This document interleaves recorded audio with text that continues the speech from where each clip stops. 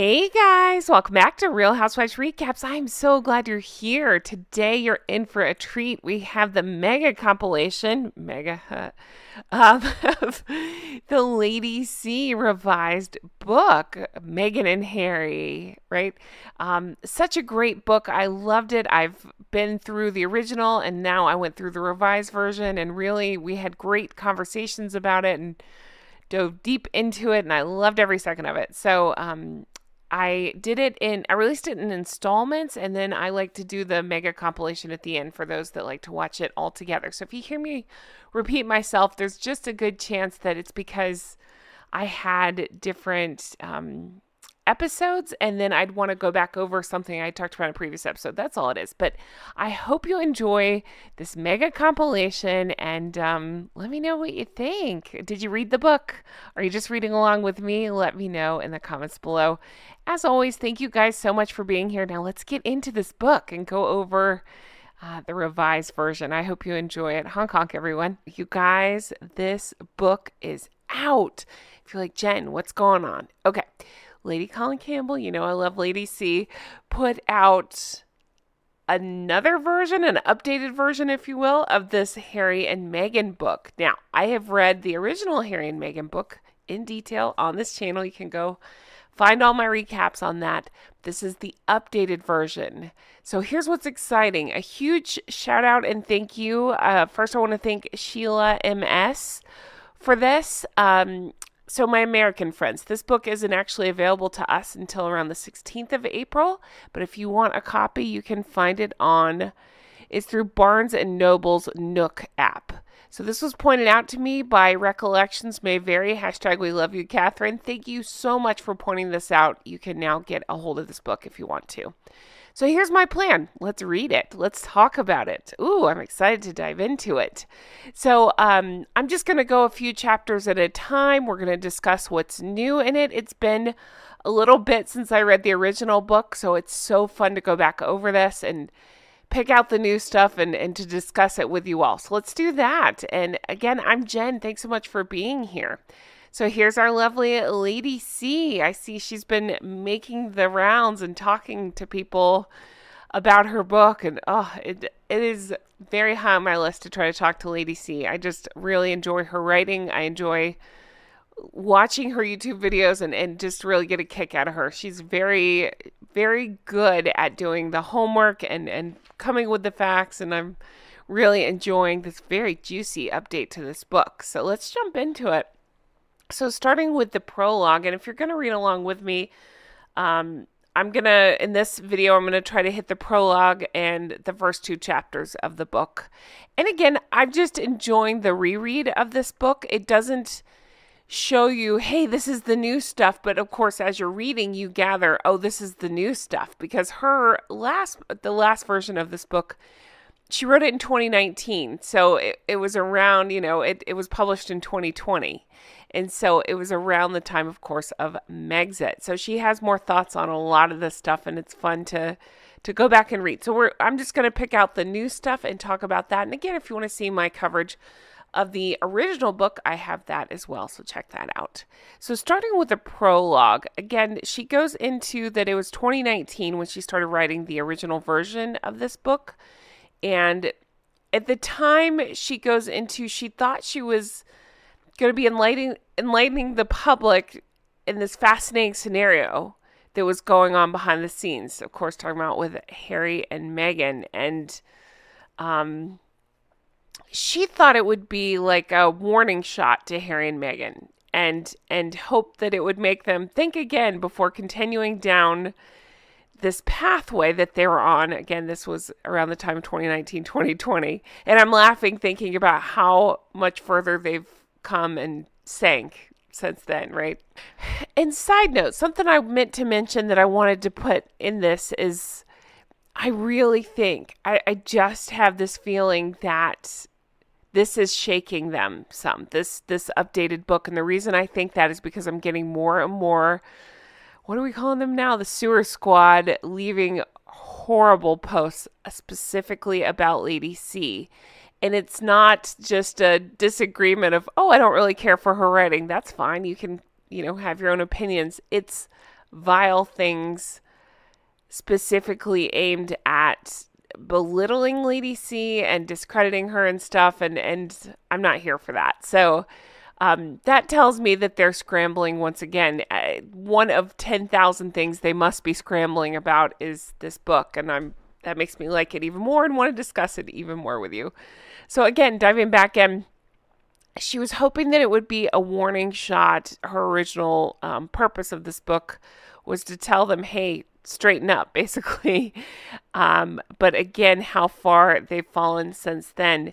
So then it goes into, she's pointing out in this prologue that what has happened between 2019 and 2024, the time that this update is published, has been, as to quote her, if you're reading along with me, let's see here, I'm on page 7 of 482. So it says, Meghan and Harry, but even so, what has happened between 2019 and 2024 has been so gross and so grotesque that even I have been taken aback. And then it goes on to say that the conduct has led her to conclude that we're dealing with a deeply disturbing couple whose self-indulgence is matched only by their self-centeredness and self-regard. This is why I love Lady C so much, because I think a lot of us are feeling this exact same way. And even in real time, as I'm recording this and we're coming off the heels of that horrific children's hospital visit where, again, it was the epitome of self-centeredness and self-regard, if you ask me. I'm glad to be reading this, and I'm glad that somebody besides us, is calling this out, and I think it's wonderful. My favorite line so far in the book comes in this section where she explains that she was raised by a narcissist. This is something she's been open about before. She wrote about her mother, and she said it would have taken her aback had she not written her book, Daughter of Narcissists. And it's the maliciousness, the deviousness, and blatant two-facedness that Harry and Meghan have shown as they set about garnering as many laurels and making as much money for themselves as they possibly could, always is at the expense of others to whom they owed duties of care and loyalty. They thought they were making mockeries of people and of institutions, which would result in them becoming more and more popular and richer than ever. Instead of which, they have become in the last year such figures of ridicule, even in Hollywood, which was always Meghan's target, that they were roasted by comedian Joe Coy at the 2024 Golden Globes as being lazy money grubbers who fail to give value for money to their paymasters and try to cage money off his relations. This followed the animated mockery that they were subjected to earlier that year by South Park and Family Guy, as well as other signs of rot, such as Kitson, the popular Los Angeles department store, displaying them in their holiday hypocrisy window. Whoo! See, again, love Lady C. All that together is just like, it will make your head spin. But again, I think it's so brought on by themselves, and she sums it up so perfectly. I mean, it's the deviousness and blatant two-facedness that keeps me completely riveted and calling out their BS. She goes on to explain that the real story has to do with how and why it's all gone wrong for them.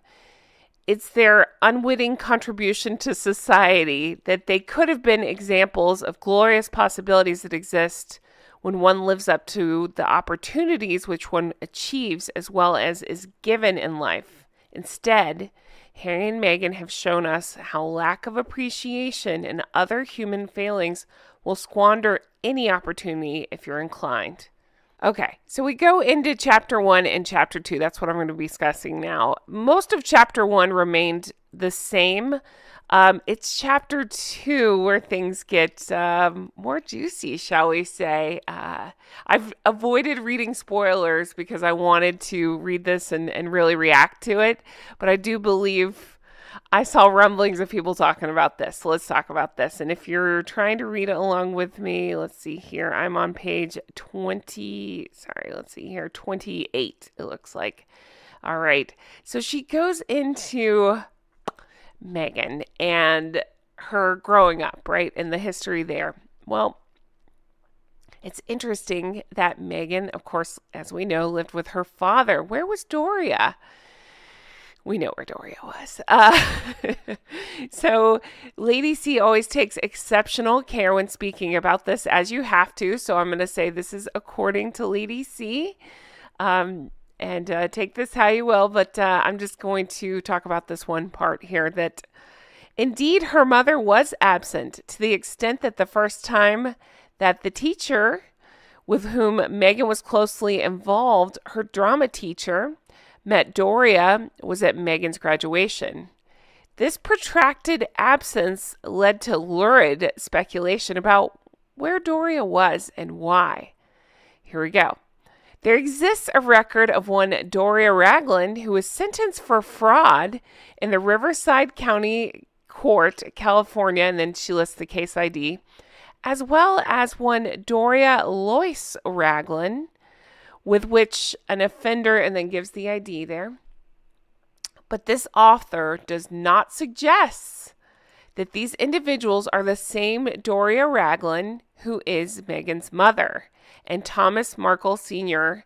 has refrained over the years from violating his ex-wife's privacy, loyally refusing to discuss Doria's absence, even with his other children. Okay, here's my general wondering meant to you. Now, this is a hypothetical put by Lady C, right? So this is my hypothetical. Hypothetically, why can't people just straight on address this? What is the big deal? Meaning, why can't people, I know Hank and Skank, Harold Fraud love to sue everybody, but hypothetically, if this is Doria we're talking about here, why can't people say, hey, this is where she was? I mean, I'm trying to think. The only example I could come up with, I used to watch Real Housewives, obviously by the name, and they would talk about, even if it wasn't like Teresa didn't want to say, I'm going to jail, she would say, I'm going to camp. But people still knew where she was. Why can't people discuss where Doria was? Why the big secrecy? I don't know. But I find it interesting that in this version of the book, I mean, if you look at it, I wish I could show you here. It is laid out with specific offender ID numbers and things. So again, if the author doesn't suggest that these are the same individuals, it's interesting that she would list these ID numbers. So you can use your own interpretation of that. I just find that very interesting and juicy. So again, through this part, Lady C goes on to explain that Meghan Markle, despite her present protestations to the contrary, she's a very privileged young woman in a very privileged environment, and how her dad, Thomas Markle Sr., made sure that everything was taken care of for her. I believe that, I don't want to speak for them, but Tom Jr. and Samantha have both spoken up to kind of back this up and say that basically, yeah, Dad spoiled her rotten and definitely made sure she never wanted for anything, even if it meant him taking out loans to make sure she was provided for. Right. If you want more juice, I would point you towards page 38 of this one. And again, I know some people are just listening, and that's fine. I don't mean to keep giving page numbers, but some people like to read along. That's the only reason I do that.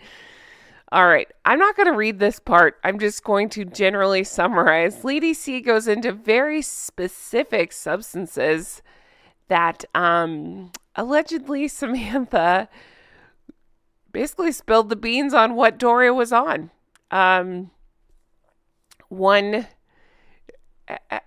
YouTube doesn't like us discussing specific substances. That's why I'm dancing around this.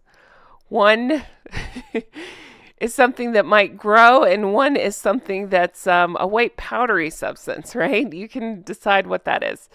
But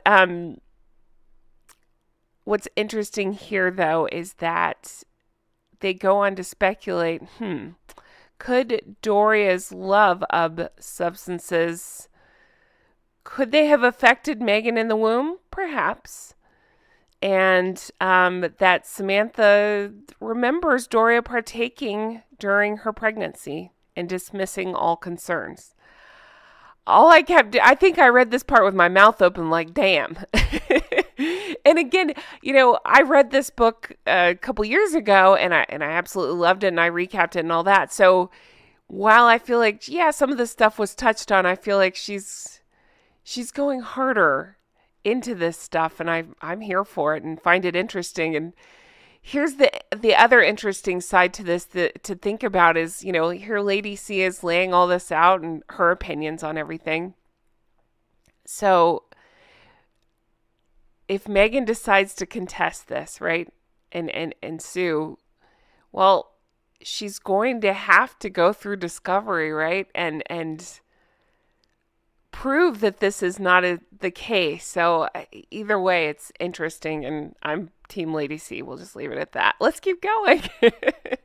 So the chapter continues on with Meghan's history and growing up, and again working her way, I don't know, through school and theater and all that stuff. But here's an interesting additional part. Okay, so Lady C goes on to say, although her Oscar dream has so far failed to materialize as a reality, since her advent into and then departure from the royal family, Meghan's PR have engineered a whole series of awards for her to receive as substitutes for the elusive Oscar. Oh, God, I love this. Exactly. While accepting these awards, she's replicated the acceptance speeches she practiced all those years ago with Nikki. Remember Nikki, her childhood friend, Nikki, I think you pronounce her last name Pretty. And Nikki's one that's publicly spoken out about, Meghan and her ways, and she couldn't deal with it anymore. Okay, so let's see. So again, Meghan with the acceptance speeches, she gives full rein to the gracious humility, which doesn't quite conceal a monumental ego that outstrips all but the most rank Hollywood egotists. Lady C goes on to talk about that notorious, the Ripple of Hope Award by Robert F. Kennedy, the one Meghan and Harry received in December of 2022 from Kerry Kennedy for the, quote, heroic fight against structural racism within the royal family. Okay. Then, a few days later, on Tom Bradby, I always call him Bradbury, he went on to deny this, right? And said, it wasn't him, it was the media. Oh, God.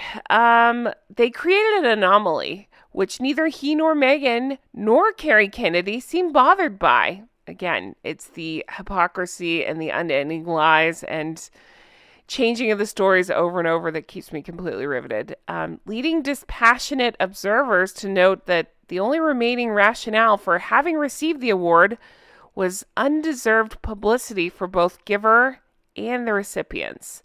This was closely followed by another farce, the Miss Magazine's Women of Vision Award, which Meghan received from Gloria Steinem in May 2023. And you can hear the glee in my voice when I talk about this because this was the near catastrophic car chase.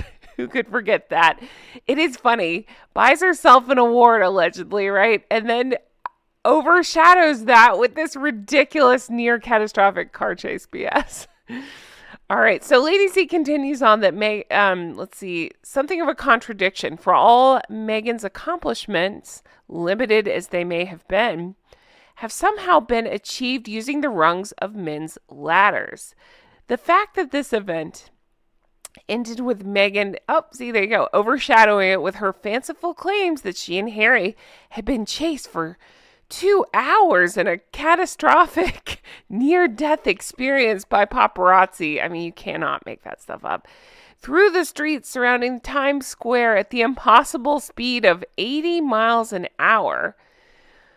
When any fool knows that you're fortunate indeed if traffic in such parts of Manhattan limps along at even 10 miles per hour, did much to damage her credibility and expose the extent to which these award ceremonies are publicity creating platforms for the rampant egotists to garner attention they would otherwise never receive. Can I say again, I love you, Lady C. This is brilliant and so well said and exactly how I feel about all of it. And again, I have to say, how funny is it that that Meghan, I just will never not find that funny, makes this big deal about this award, comes in through the Hertz counter, right? Dresses like the Hertz counter. That's funny too. Clings on to the idiot puppet that she's married to by gazing at him as if she were part of the Duggar family. And, and then goes on to give faux speeches about her faux feminist stuff, and then ends up in a near catastrophic car chase while clinging on the titles that you can only receive by marriage. You cannot make this stuff up, and I will never not find it funny. Okay, so then the chapter continues on and again goes through the history and her schooling and all that. Again, we got most of that the first go around, but the additional part added on here is Lady C goes into that Meghan has always had this propensity to embellish, to create dramatic situations out of the most mundane events, and even to make up incidences. We've seen that quite a bit, which highlight a point she wishes to make, but which never actually happened. So the quote that Lady C gives is, "The way to tell is how neatly they fit in the story. Meghan's inventions are too tailor-made to be reliable. People don't act the way she does. Once you know her, you can tell which stories are Meghan and which really happened." And I'd like to say, we know her now, and you can totally tell. I would assume 99.9% is made up and the other part is embellished, right? That's my opinion, but that's kind of the vibe I get. And I think she's taught the idiot husband to do the same. If you want proof, look at him anytime he's in court. And the judge asks him, "What proof do you have, Harry?" And he's like, "It's just a feeling I have." And then he, I don't know, gets these stories made up in his head and goes with that. I just, again, it's too funny. Too funny to watch the two of them. Then we get into Harry's childhood and upbringing, and again, not much has changed there in terms of last book to this book, but the part that she has added on goes into Harry's substances. So she goes into the book Spare and how much they played a role in that book, and how his confessions of extensive substance taking in that book, how interesting that was. I'm still stuck on that as well. And I've said before, my opinion is Meghan allowed that in there so that way it can be used at a later date, I believe, when she leaves him. But Lady C goes into how he goes on to praise the benefits he derives from the substances, right? And how he really goes into it to push the sales of his books, but then how he's now had to backtrack as a result of this visa situation. So now she goes into the Heritage Foundation and how basically what's going on. That his memoir, his revelations about his substance use, and he's put it all out there. And let's see if that matches exactly what he's put on his immigration application. Because if it doesn't, well, then that's perjury, and that's a criminal offense. Everyone should be held to account before the law here. No one should be treated differently, to quote Lady C. And there's another interesting part of this book. Again, I'm in chapter 2 that I wanted to talk about, and that goes into basically she goes into Queen Camilla and Harry's relationship with Camilla, and how it wasn't until Meghan came on the scene and, quote, enlightened Harry. It's not until then that he started to adopt the version of that we've seen him where he's trashing his stepmother's character. And that he basically, all right, Lady C is alleging he did this to retail the maximum financial advantage. And in Spare, he applied a sensational number of epithets to describe her as being calculated, manipulative, a planter of stories who was determined to become queen while undermining his and his brother William's interests.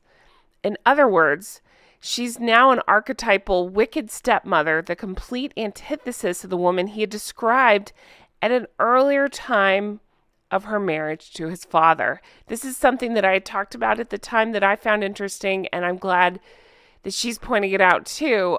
I don't know Harry. I don't know how he feels, but it is interesting how, I guess, vocally he has changed his story in regard to Queen Camilla. And it feels a good time to remind everyone these are the same people that freely call their family, members of the family, things like that, wicked stepmother, and go into how horrible they are and stuff.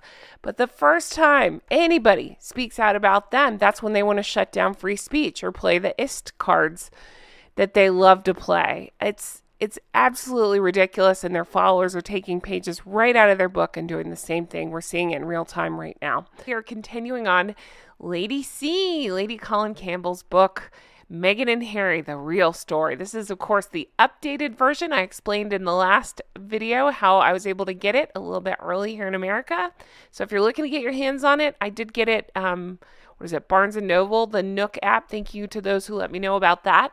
Otherwise, I believe it's here very soon. But regardless, I'm going to be covering Chapter 3 and part of Chapter 4 today. And can I just say, I really, really am enjoying this book. So we're going to hit mostly the new stuff. Again, as I mentioned in the last video, Lady C sprinkled in so much new stuff. So I'm basically rereading the whole thing again. So there's some parts that bear mentioning from the original, but mostly I'm focusing on the new stuff. If you want to go back and see the original stuff, of course, I have a video on that.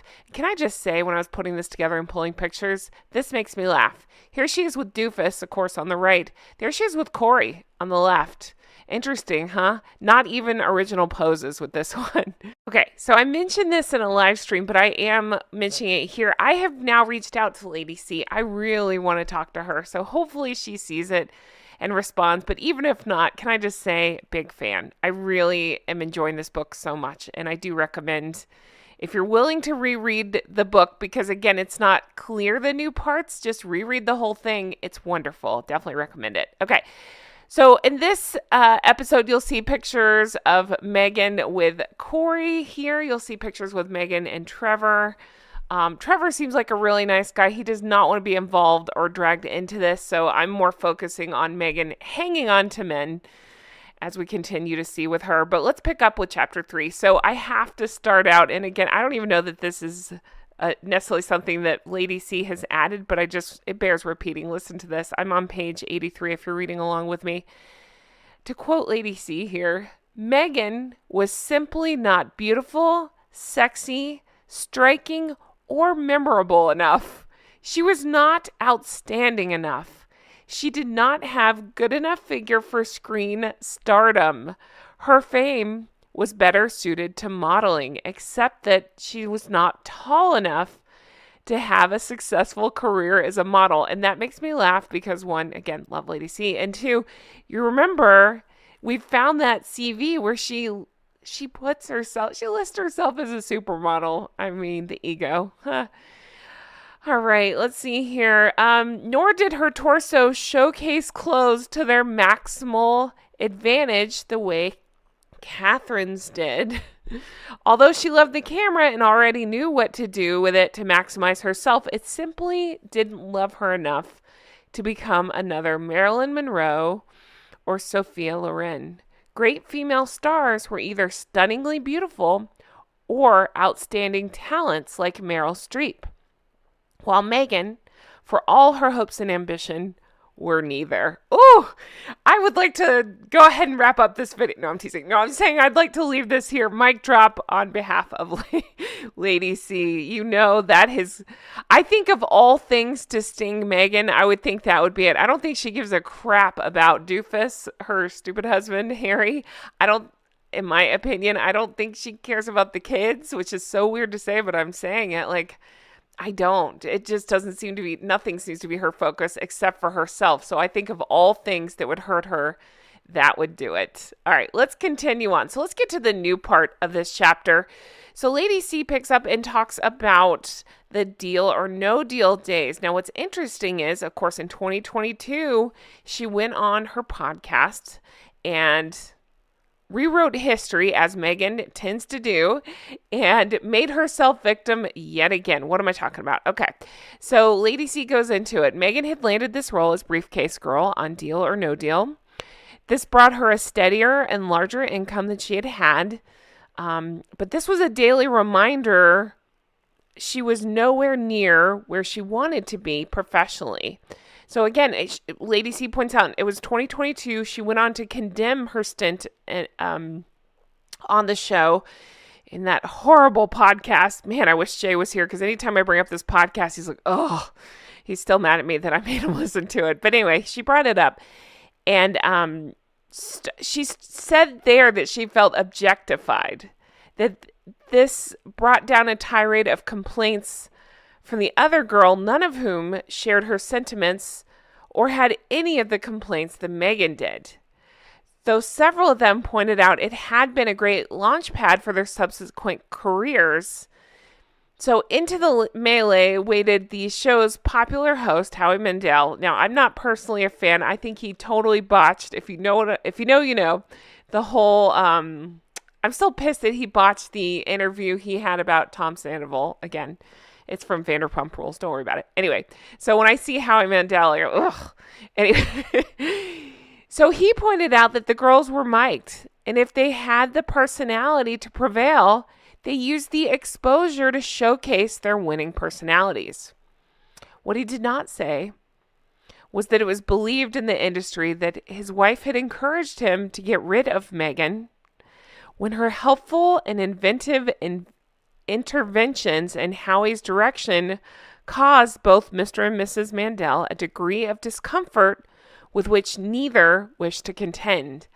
Woo, let's talk about that. I kind of vaguely remember this when we were going through, at the time, I know I did at least one, probably several videos on her rewriting history and making herself a victim and all this with the, oh, they were objectifying me. They made me wear spray tan. Again, can I just say she was pitching that they made her wear spray tan. And I'm laughing because of what we know of the Oompa Loompa now, right? The orange lady. I won't even call her lady, the orange one, right? So how dare they make her wear spray tan? She's probably just mad that they didn't let her crank it up to a 12 or whatever the number is, versus they were probably just encouraging, no, let's not go orange. But anyway, all right, let's keep going with this book. Another new part of this chapter that was added, Lady C goes into Meghan on the red carpet, one of my favorite things to talk about with her. And she goes on to say, no one loves a red carpet more than Meghan. And Meghan provided the accuracy of that statement. Dun, dun, dun. November 2023. Come on, you know the one we're talking about. The variety, the hand, the arm that had to pull Meghan off the carpet. I love it. Oh, I love Lady C. Okay. November 2023, when she stuck to the blue carpet at the Variety Power of Women Gala in New York. Man, she screws up every New York visit ever. She should definitely avoid New York. I'm sure New Yorkers would be happy about that. So she had to literally and physically be moved along. So ecstatically had she surrendered to her Norma Desmond moment that her pupils were the size of tennis balls. And poor Taylor Swift and everyone behind her were wondering whether she had planned to ever move on. What have the organizers said? So I love that Lady C has gone back and talked to the organizers about this. It was a pathetic display from an attention junkie. Ding, ding, ding. I love it. Oh, I love hearing that. I will never not think that moment was particularly hilarious. And it's funny, like, I'd heard about the people behind her. I didn't think logistically who would be. I think if I know that, I don't know much about the red carpet. Typically the big stars, they kind of hold them till, a little bit later. So I love that they got Meghan out of the way, and then she wouldn't get herself out of the way. And the big stars were like, what the hell? All right. So continuing on with the book, we go into some of the exacting, unreasonable demands of Meghan. I don't know about you, but I love reading about this stuff because, again, we can see a pattern, not just in the early days, but continuing on in her very brief stint with the royal family and her clinging to the titles since then. The one that pops into my mind is the Canada, you can call me ma'am. Fuck off. I can think of about 30 names I'd call you, and ma'am is not one of them. All right. She demonstrated the early sproutings of the exacting, some would say unreasonable demands she would become well known for once she became a member of the royal family. So apparently in her blog, she complained about this driver who collected her from the airport. I may have read this before. Apology. I just don't remember this story, but I think Lady C does a good job of explaining this. So apparently when she wrote about this, she said that this guy committed 3 cardinal sins. First, he brandished a sign at the airport with her full name. Again, this was when she was on television. I mean, nobody knows or cares who she is, but she's just so full of herself. These are in the days of the TIG, right? He brandished a sign with her full name. So the newly discerning and authoritative Meghan tut-tutted and said it was a no-no. Usually it's just first initial and last name. Oh my gosh. Again, who are you? Who do you think you are? Secondly, he had the temerity, but wait, I'm still stuck on that sign thing. If you're a big star, you don't need a sign then, right? Like, they should be able to find you. This is crazy. Anyway, okay. Secondly, he had the temerity to invade her personal space and show her photographs on his iPhone as they waited at the carousel for her luggage. As if someone of her caliber could possibly be interested in seeing anything someone of such little consequence as a mere chauffeur showed her. So again, it didn't even say what it was photos of. It doesn't matter. Sure, you may not feel like talking, but are you really going to go on your blog or whatever it is and complain about this person? No, probably not. Because most of us realize the world doesn't revolve around revolve around us. But that is not the case for Meghan. Okay. Let's see. Thirdly, he exasperated her when he delivered her to the wrong address. Okay. So Lady C goes on to explain, this is the first recorded instance of privileged Meghan seeking the sympathy of her audience by demonstrating how hard done by she was by the ineptitude, insufficiency, or plain plumb meanness of people who were there to make life easier for her somehow and managed to make it into a terrible struggle. So again, making herself the victim, pouring this out to her quote unquote audience at the TIG. And Lady C goes on here. There's a problem with this scenario. You know what it is? I'm not somebody who uses a driver, but if I did, like, isn't it up to me to make sure that the driver knows where they're going? And that the driver's given the correct destination by the person that they're driving. So the fault is therefore not on the driver. It was, and then Lady C says, we should have a bit more empathy for the driver and responded in a different way and not be Meghan about it. Go on your website and bitch about this guy who had given him the wrong address, according to Lady C. Just find it interesting, this sudden privilege, but instead of seeing it like that, it's, woe is me, feel sorry for me. My driver got things wrong and had the nerve to call me by my full name. Ridiculous. Where have we seen that? Oh yeah, everything she does is like this. Okay. Also in this chapter, she goes into the TIG, and it's interesting because Sunday, I think they said, was the anniversary of her shutting it down. Wah, wah. Now we see this, whatever's going on with this American Riviera orchard. And if you're watching this, a year in the future or something, I'm very curious to know whatever came of American Riviera Orchard and if it ever tried to sell anything or not. But Lady C goes into naming it the Tig and how it had to do with this wine, and who cares? It's all pretentious. But Lady C brings up, was this an early attempt of Meghan, who had made a study of Diana and had expressed her view that it was only a matter of time before she met Princes William and Harry to establish a link? I wouldn't put it past her to have done it. Someone who has known her all her life has said. So again, speculating, by naming it the Tig, it creates a link. And now, if you don't know, remember the governess to William and Harry, her name, of course, was Tiggy. So interesting, right? It's just like, oh, what a coincidence. This blog I had was Tig, so it means something to me too, that sort of thing. I wouldn't put any of it past her. Anybody else still get stuck on the idea that she allegedly wore Diana's perfume on their first date? Ooh.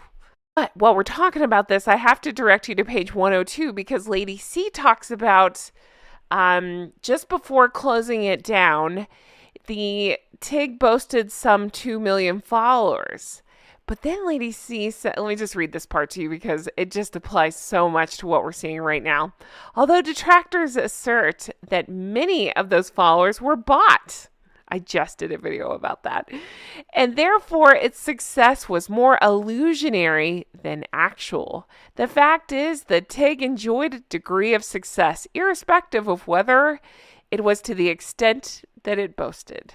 Okay, so we get through the horrible dumping of Trevor and hooking up with Corey. I do plan on doing a separate video. It's not that I want to drag Corey into anything. I'm more fascinated by Meghan pretending to play chef now. Is that what's going on? Because I'm hearing rumblings of a Netflix cooking show, something like that. And I just want to dive into all the alleged stolen recipes because I have heard several stories about things like that. But the point that Lady C makes that I found so funny is, okay, so Lady C says that Meghan does have charm and she can lay it on real thick when she's trying to bedazzle people, which is how she has, gotten people in the past like Corey and I guess Harold. With him, I'm thinking she probably just offered him a handful of sweets, something like that, because that guy's real dumb. So no telling what worked there. But sweets and sex, I don't know. But one of my favorite parts of this section is Lady C goes into how her big brown eyes can beam with intense delight when she's trying to bedazzle. Then she calls them, quote, Charles Manson eyes if you catch her in an unguarded moment. That is brilliant. That is exactly what I've been saying too. I have videos on this with the mask slips, and I don't know. Nobody smiles all the time. Nobody expects anybody to smile all the time, but I've never quite seen anybody go into a rage when not trying to control their facial features, and I find that pretty funny. Okay, so then she goes into Harry's past lives, with Cressida and with Chelsea, and not really too much new information there, but then we get into when Harry and Meghan met. So Lady C brings up, this is the additional part of this section, she goes into, in that Netflix faux documentary, in December 2022, Harry and Meghan went to some pains to state that they had met over Instagram. You guys, I have talked about this ad nauseum, about how many different versions of the story there are. So Lady C points out this version by saying that they met on Instagram not only minimized the part that Violet had played. Now remember, Violet Van Westenholz is her name.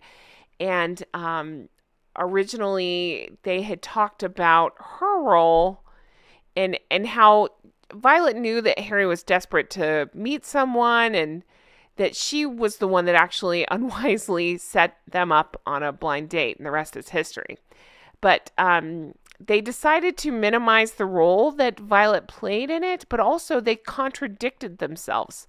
Remember during their engagement interview, they were telling a different story. So one of the royals told Lady C with more than a glint in the eye, quote, with Harry and Meghan, recollections vary to such an extent that they can't agree with others, with each other, or with themselves. So I've been through this too. There are so many times I've called out. They contradict each other, even in the same interview. They do in the Oprah interview. They contradict each other because they tell so many versions of stories they can't remember which one they're on.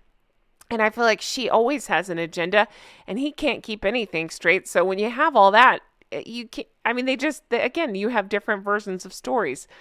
Pick a story and you could probably pick a story that they tell over and over. You can find a different version of it. But I love that so much. So I'm going to say that again. With Harry and Meghan, recollections vary to such an extent they can't agree with others, with each other, or with themselves. They seem oblivious to the implications of meeting over Instagram. But I suppose that that at least clears up doubts about Meghan's claims that she didn't know anything about Harry and had to find it out from him. So again, just constant contradictions. Nothing makes any sense. By the time that the public found out about the relationship,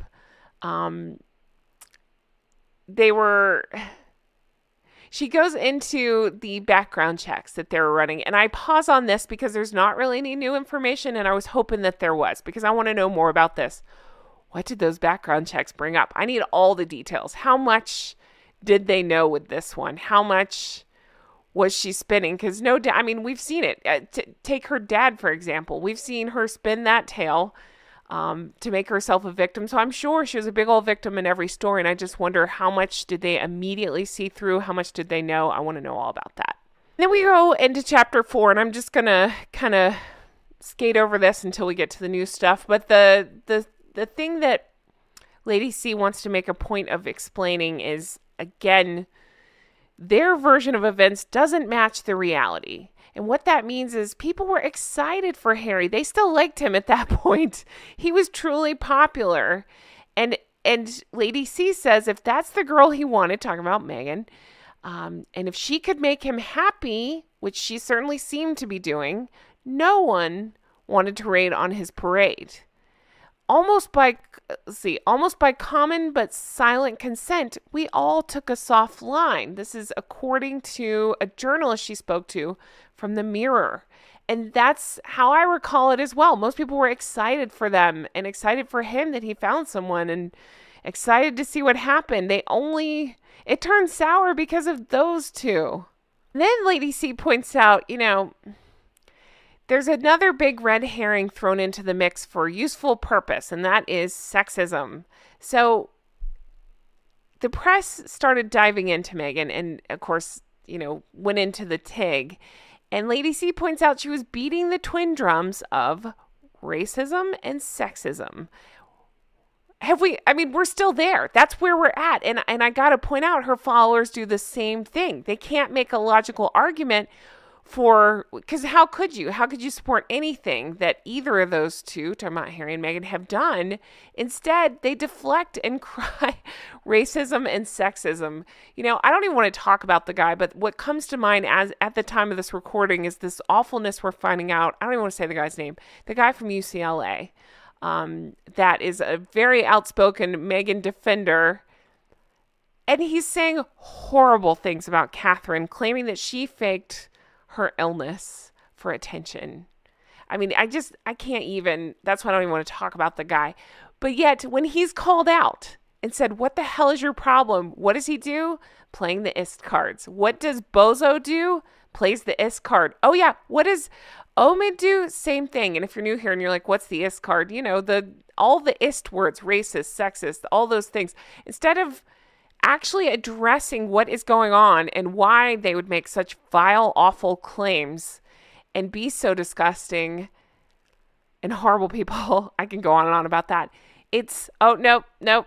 Let's deflect. Let's not address it. Let's just throw out these claims of racist sexism, stuff like that. Things that Meghan likes to do because she can't answer for the things she's done because there is no answer. There is no excuse. It's just general awfulness. We're picking up with chapter 4 and we're going to get into chapter 5 as well. We're covering the period in their life where they have they're dating, and then we get into the engagement and right up until the wedding part. So I'm excited to talk about all this with you. Thank you so much for being here. I'm Jen. Honk honk, everyone. All right, so if you're reading along with me, I am picking up chapter 4, and I'm on page 155. So again, I say this every episode. If you want to hear the full book coverage, I've done that. I'm mostly focusing on the newer parts. So we're going to dive in with something that was added in this section, which is Lady C goes into, remember Ashley? You remember Ashley, Samantha's daughter, who is in the Netflix series, right? It's the one person from Meghan's family that she could have speak, besides her mom, speak up on her behalf. Now, it is interesting because I thought after that we'd see Ashley trotted out quite a bit. I haven't seen her. Have you? But Samantha's daughter Ashley shows up on the Netflix series, and Lady C goes into her claims that Meghan had told her the palace was preventing Meghan from asking Ashley to the wedding on the basis that Samantha was not being invited. This statement was at odds with what Lady C was told by her palace connections when she first started writing this book back in 2019. So, according to Lady C and all the other books we've read, Meghan had been encouraged to invite her family to the wedding. It was looking weird. Everyone was perplexed why she was refusing to do so. The quote by Lady C continues, "No one could understand how anyone could get married and not have their family there. So it was a cause for concern. No one thought it was as ominous an omen as it turned out to be. It caused such unseemly speculation, all of which could have been avoided by simply asking the family." So Lady C is talking about how it struck her as quite odd and struck all of us quite odd. It seemed to be more important for her to have celebrities there. Accordia confided in Lady C about how odd everyone was finding it. The late Queen herself wanted to know why Meghan was stinting with her invitations to her family when there was ample space at St. George's Chapel.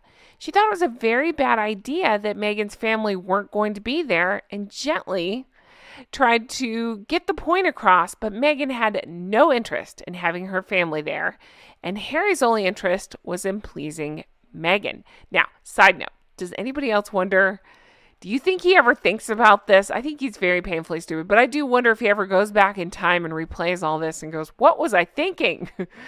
Why did I try to make her happy all the time, and why didn't she have family there? I don't know. I'm not standing up for Bozo. Don't worry. His time is coming in this part of the book where you can see just how awful he is as well. We'll get to that. But I just do wonder about this. Do you think he goes back in time and thinks about all of that? Because I wonder that too. But the Queen had expressed her perplexity as to how how Harry could be marrying a woman whose father he had never met. And once the stories broke out about Thomas Markle Sr., she actively recommended that Harry and Meghan be proactive about facilitating his presence at the wedding, and even offered to arrange his travel arrangements through her own good offices. Obviously, I've talked about this at length. I think it's so wrong how Meghan has and continues to treat her father. She can go to do these faux charitable, whatever, children's hospital visits, can't be bothered to call her father. Okay, I think that's horrible. But let's just take this at face value and say, okay, she's really upset because of the whole press thing, and I'm not saying it's right what she did, but let's just play devil's advocate. What was the excuse for not including the rest of the family? I wonder about that too. What was she telling the rest of the palace and everybody else as to why the rest of the family wasn't invited? I know what she's telling Ashley. We got that part. But what is she telling the palace? Because I really want to know about that. Or did she just not care and think she was above all of it? I kind of lean toward that. But I just wonder, as somebody like Meghan who really cares, it's not that I think she cares about what people think. I think she's so narcissistic. I guess that I'm answering my own question. I was going to say, why wouldn't it occur to her how weird those optics are? But I really think that she just thinks she can do no wrong. and that she's the most important one in the room and that all eyes would be on her anyway. But does anybody else go back to that scene in the church of Doria by herself and just think that is so weird? It really is. And just the idea of all the vapid celebrities that were there that straight up said, I don't know her. I don't know why I'm here, because it seemed to be several that had said stuff like that. We'll get into more of this when we get into the wedding time, but it's just, it still breaks my heart to see it, honestly. And I know that Samantha's still going through legal stuff and just all of this, the havoc that both of them have caused for both families. It really does. It's sad to reread all this and to bring it all back up again. Now let's get into what the courtiers have to say and explanations of behind the scenes of Meghan's personality or lack thereof, because I find this part absolutely fascinating. So I'm in chapter 5. I am on page 164 if you're reading along with me. All right. So Lady C is talking about Little Miss Wonderful, talking about Meghan and her red flags, and explains that, as one courtier said, like all genuine phonies, Meghan has perfected the art of projecting a convincing display of sincerity. That in itself would have raised hackles even if we didn't have access to all the other information, not to mention the gobbledygook she's been spouting for years. Many of her statements were all the evidence we needed. Those blogs hoisted her on her own petard. She's obviously never heard the maxim, a word once uttered cannot be recalled, nor the one about never putting pen to paper. She definitely raised our hackles. Okay, so from here they go into how she so flagrantly exerted her control over Harold of Harold and Fraud. I know his name's Harry, but it's still more fun to call him Harold of Harold and Fraud.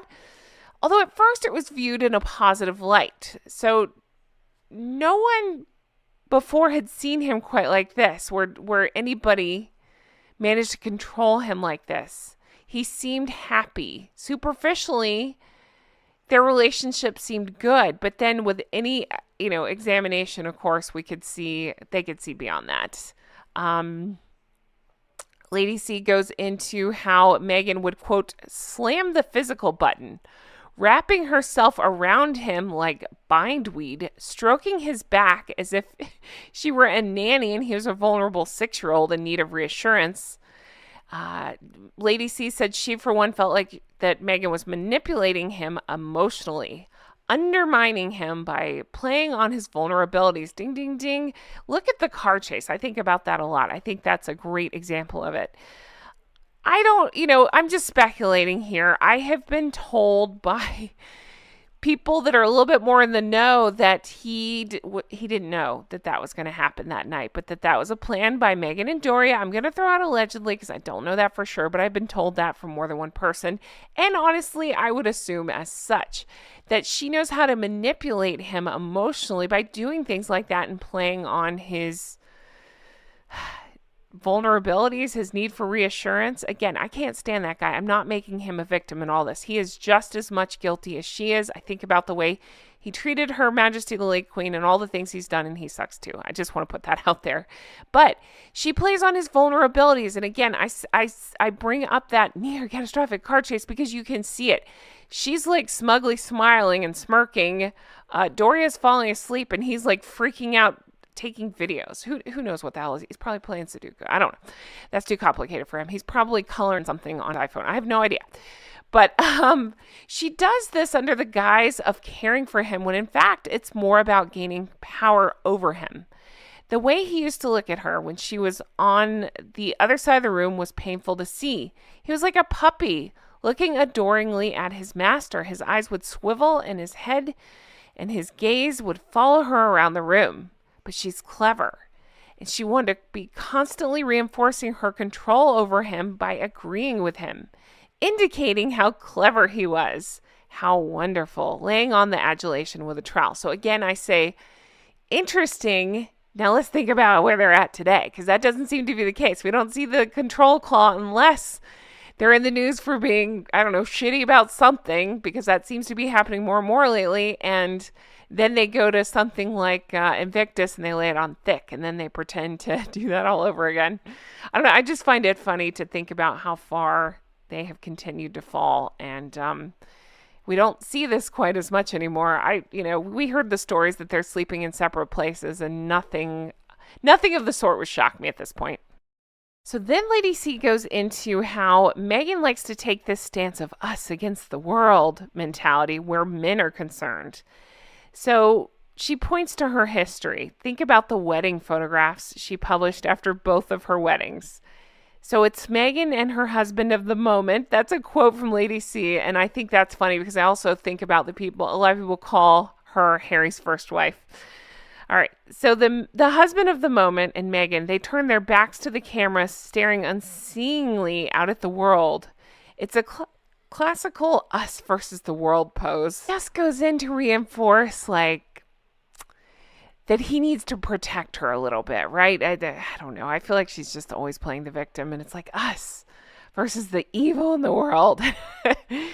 But again, I wonder how things have turned out now. It continues on to talk about how Meghan never forgives. She never forgets a slight, whether it's real or imagined, and then this is straight from Lady C, because people don't love it sometimes when Lady C talks about Diana, but let me just read this part to you so you get the full picture. So she never forgives, she never forgets a slight, real or imagined, which was also classic Diana. Like the mother-in-law she never knew, when she decided to charm, she would charm. When she decided to discard, she would drop someone as if he or she were a pariah. So that's something Lady C talks about. That was something that Diana did to Harry when he was a child, instill this nervousness to always make sure she was happy with his actions, and that she feels like that's exactly what Meghan is up to. I just thought that was interesting, and it's I find that fascinating, and it goes more to the mommy issues. I'll give you some of the juice that she's added on to this chapter. Again, I'm still in chapter 5. I'm on page 174 if you're reading along with me. She goes on to add this part right here, which is talking about the many inaccuracies, the many misremembrances, and fanciful claims which Harry made, to quote Lady C, in what he called his memoir, show plainly that his account can never be relied upon. Such glaring realities as Queen Elizabeth, the Queen Mother, dying over Easter weekend in 2002 while Harry was on skiing holiday in the cloisters with his father and brother, give the lie to his account of him being at school at Eton. The graphic details in which he embellished his recollections, such as the sun streaming through his window as Accordia imparted the news of his great-grandmother's death, might have only been too vivid to him, but since they did not actually occur, they were more revealing about the danger of accepting his version of any event than they were to corroborate his accounts. I'm glad she's gone back and added stuff like this in. I think it's important to hold him accountable and to remind everyone what a pile of garbage Bear was, because that's what it was. I read it, unfortunately. I recapped it completely, and that's a lot of us found so many inaccuracies from details like that I'm calling into question most of that book. Pick a chapter and you could probably find something wrong with it. So I'm glad that Lady C is also including his general awfulness as well. So then it continues on and it brings back up what they're calling the Markle debacle. And this is something interesting that Lady C added on to this point. Let me just read you this. Chapter 5, I'm on page... Sorry, I'm stalling because it's not popping up. Let's see. 177. Okay. To the embarrassment of the palace and the astonishment of the public, the Markle debacle, as it was soon called, was underway. Now, what she's talking about is the Thomas Sr. and the paparazzi set up by Jeff Rayner, who had worked with Meghan previously and would continue to do so at the time of this writing in 2024. Rayner had also gotten in touch with Samantha and suggested that they stage photographs. I'm not going to rehash all this because I've been through this in the original book, but I love that she updated this and is pointing us to use our brains and say, interesting that this paparazzo involved, Jeff Rayner, is someone who Lady C is alleging Meghan has previously worked with and has continued to do so up until this time. So it sounds an awful lot like she's alleging that Meghan set this whole thing up to be a victim, to be there on her own, to walk herself down the aisle. I would say probably all the above. It's funny. It is not the situation. I feel so bad for Thomas Markle Sr., but she invented this situation, in my opinion, to make herself more victim-y, to make a realistic excuse why he can't be there, but she just makes herself look, again, like less and less credible, because if she's continuing to work with this guy, then why is she okay with having a relationship with him and not her father? No way to explain that away, huh? Then we cross into chapter 6 and we go into the wedding. I'm excited to dive into this part. So Lady C reminds us of the general... People were cheering them on. She points to how that singer Pharrell had talked about their union and love is amazing, love is beautiful, and how much their union meant in today's climate and how much they're cheering them on. And then goes into how Harry and Meghan's response was indicative of their attitudes. So he nodded graciously, ostensibly in tune with the sentiments. She said, "Oh, thank you," and then decided to reveal how entirely she personalizes everything and flips everything into victimhood. So Lady C points out she moans that her critics don't make it easy. She completely missed the point entirely, which is that she now had a sacred duty to live up to her role as a beacon of hope. Instead, she's being childish, self-indulgent, and unreasonable.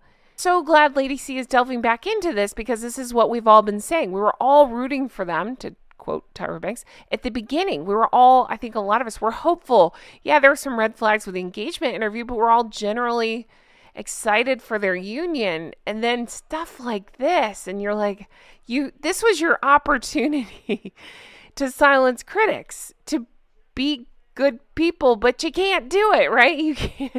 You can't do it. They just have to be victims. They have to moan. They have to, and ironically, she's complaining about people not making it easy when they had the easiest of everything, and then they're the ones that ended up, I don't know, blowing it all to hell and making it about themselves. And it was around that time when she was joining the family and getting to know the ways. You know, we've read all the stories about that. I get stuck on that, how Her Majesty the late Queen had offered her help, and she's like, "I've got Harry." Jeez, how'd that work out for you? But almost as if, I don't know, they weren't interested, or she wasn't interested in being part of the royal family. Almost a way to get attention and get out. Interesting, right? But according to Lady C, she spelled out that she was here to rescue them, talking about the courtiers, from their pathetic way of doing things, according to this courtier that Lady C had talked to. They go on to describe her as, quote, "so breathtakingly sure of being in the right at all times that she's beyond arrogant. I've never seen anyone in my life so completely and entirely lacking in self-doubt. She's upfront about it all, and she's beyond shameless. She walks into a room, takes over, tells everyone how she wants things to be, sashays out expecting everyone to fulfill her demands. She's beyond dominance, beyond being a dominatrix. She fancies herself a force of nature, and a perfect one at that." Oh, isn't that everything that we've seen of both of them? That's what I think too. I mean, yeah, I guess especially her, but both of them, I think, would fall into this category. And I would say it continues on. I think it plays into this grifters thing. When things don't go perfectly for them, they quit. Look at the podcast. You know, when people speak out, they try to silence them. I'm stuck on this because it's happening in real time. If they don't agree, they're the first ones to speak out about every perceived grievance ever, but they sure as shit try to shut everybody else down. So it's just interesting that however many years later, what they left 4 years ago, we're still dealing with this crap. Still. today, as I record this. People are being shut down and mass reported because Harry and Meghan don't like what they have to say. But again, they're the first to speak out about everyone else. Just unbelievable hypocrisy. So she continues on. With hindsight, it's obvious that Meghan had an agenda where her wedding was concerned. She wanted it to be the most beautiful and glamorous occasion. It must be the perfect setting for her introduction to the world at large. Again, this plays up with my theory, all of our theory, that my opinion that it was, I'm going to make a big splash at this wedding. I'm going to introduce myself to the powers that be, in her head, the people, based on the people she invited. I'm going to get out of this royal family. I'm moving to California. Peace out, But this was her grand introduction to the world at large. It would establish her as a, quote, beautiful, desirable, classy woman of style and taste. Again, hilarious because I would not use any of those words to describe her. And it's not even that I can't stand her. It's just, think about her actions at every turn, from the way she dresses to the way she behaves, the way everything, and him too. The way they act through everything, their behavior, their incessant moaning, their victimhood, their lies, all of it. No, it's just the opposite of everything she was pushing for. Everything she was pretending to be. We can see that it's all superficial and none of it is real. And a superficial style, I think, is the best way to describe that. She wanted none of her oldest friends raining on her parade. Again, it's a wedding. Don't you typically think of your closest family and friends? Nope, she didn't want any of that. She was flying high, didn't want too many links with the past that she had left behind. Which time? She seems to do that over and over again. Then she had been an ordinary girl on the make. Now she had made it. She was now an extraordinary woman, and one moreover who conveyed the message that she was full, complete, and perfect as it was possible to be. My favorite saying applies here. Does it hurt your back to kiss your own ass like that? Because that's where we're at with these two. My God. I am excited to get into this part of the book. This is the juicy stuff I've been waiting for. It's been juicy all along, but it's getting extra juicy. I'm here for it. Love Lady C. You can hear the glee in my voice as I talk about this. So today we are covering, let's see here, chapter 6 and chapter 7. So timeline, I'm going to be talking about from the time that they they were about to get married. Is about, I think I left off about mid-engagement or around that time. So it's about the time they're getting married up until they announced what was happening at Eugenie's wedding. So get ready for that. I'm excited. Thank you so much for being here. Honk, honk, everyone. I appreciate you all so much. You've left me such good feedback on the recapping of this book, and I want you to know how much it truly means to me. And a big thank you for reading this along with me. All right, let's jump into this. Eek. All right, so we're right before the wedding. And remember, she didn't want any of her old friends raining on her parade. So she didn't invite anybody except for her mom and then a whole bunch of celebrities. Oh, she also invited, I forgot about this, as many people as she could from philanthropy world. So that way, according to Lady C, she could just look more influential, more like she's done more things, right? More good things. And again, I say, where have we seen this? Oh yeah, every time they buy an award, they do crap like this. Look how good we are. But then when it comes time to actually following through and, I don't know, doing something, see Africa Parks for details, nothing, crickets, won't help, not a word, nothing. So Lady C goes into how her wedding was an opportunity to cultivate people she'd barely met. Talking about, of course, Meghan, and people that would be useful to her in the future. And people she's naming off here are people like Oprah, people like George and Amal Clooney, different people like that. Okay. I'm just stuck on this. I really am. Just how embarrassing. It's so embarrassing. And something that Lady C reminds us of is throughout this, she goes into, I guess, apparently, I never really read the TIG. I've gone back and looked at it since, but obviously at the time I didn't. Apparently, she used the word classy quite a bit. And as Lady C points out, if you have to explain that you're classy, you're probably not classy. So I love Lady C so much. I will put a disclaimer here. Again, the new stuff is mixed in with the original book. So I'm trying to pick out the new stuff because I know that's what you're here for. But I'm telling you, I love this part of the book so much. Forgive me if I take a little liberty and revisit some of these moments because it's so good. They are such a-holes, and I just can't wait to talk about it with you. Okay. But in this section, Lady C added a new part since the original part. So here we go. Let's talk about that. So around this time, she's talking about Meghan and how ambitious, I think that's a nice way of putting that, financially driven she is. And Lady C says a royal cousin talked to her about this and says once Harry announced that they were retiring from royal life to make their fortune financially, it became clear that a senior royal having one of the most eminent positions on earth was not sufficient for her. Just let that sink in. I think that's so funny. I really thought she would marry and instantly have billions of dollars. I don't know what she thought. Haha, jokes on her. She ended up stuck with doofus and not much money.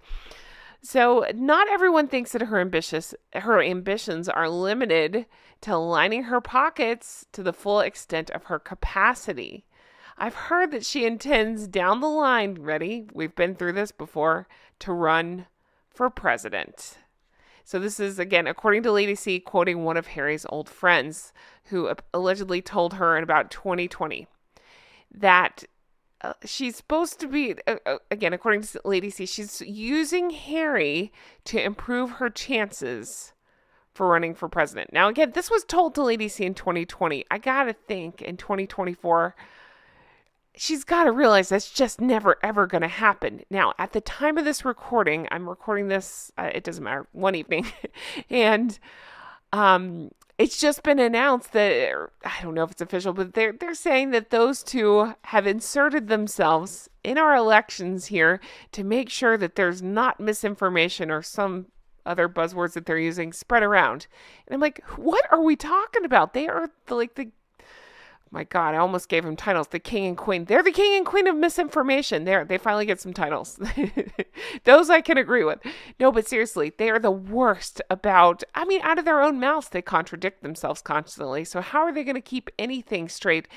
These two do not need to go anywhere near talking about America's anything. And I don't get political here, but our politics are so bad. It doesn't matter which side you're on. I just think everything's so screwed up right now. These two waiting in could not possibly help anything ever, but especially not now. Like, get the hell away. What do you have to offer anything, or anyone, should I say, both of them? But again, it's funny that we hear this, that she's thinking of running for president, because remember, not terribly long ago, that rumor was going around, something like that. But again, I know she thinks she's the greatest and hung the moon, but do you think she realizes, I don't fully understand narcissists, but do you think she realizes how disliked she is? Like when she sees those quote unquote popularity polls, do you ever think it sinks in like, oh shit, I probably can't run for president? Or you think she just thinks everything I do is wonderful. I can be president. I'm the greatest. Probably something like that. And Lady C continues and says, let's see if she achieves her objective. Talking about being president. One thing's for sure, she never had any respect for the institution she married into. And that's exactly it. If their goal was actually to do good, they really had every opportunity to do good. And you can't have a bigger spotlight than the one that they had, but they can't not be a-holes. So here we are. They ruin everything. Everything they touch turns to you know what. So here we are. There's no way. There's no way on politics. And again, I don't go into politics. I'll just say I don't like anybody in politics. I'm just not a fan.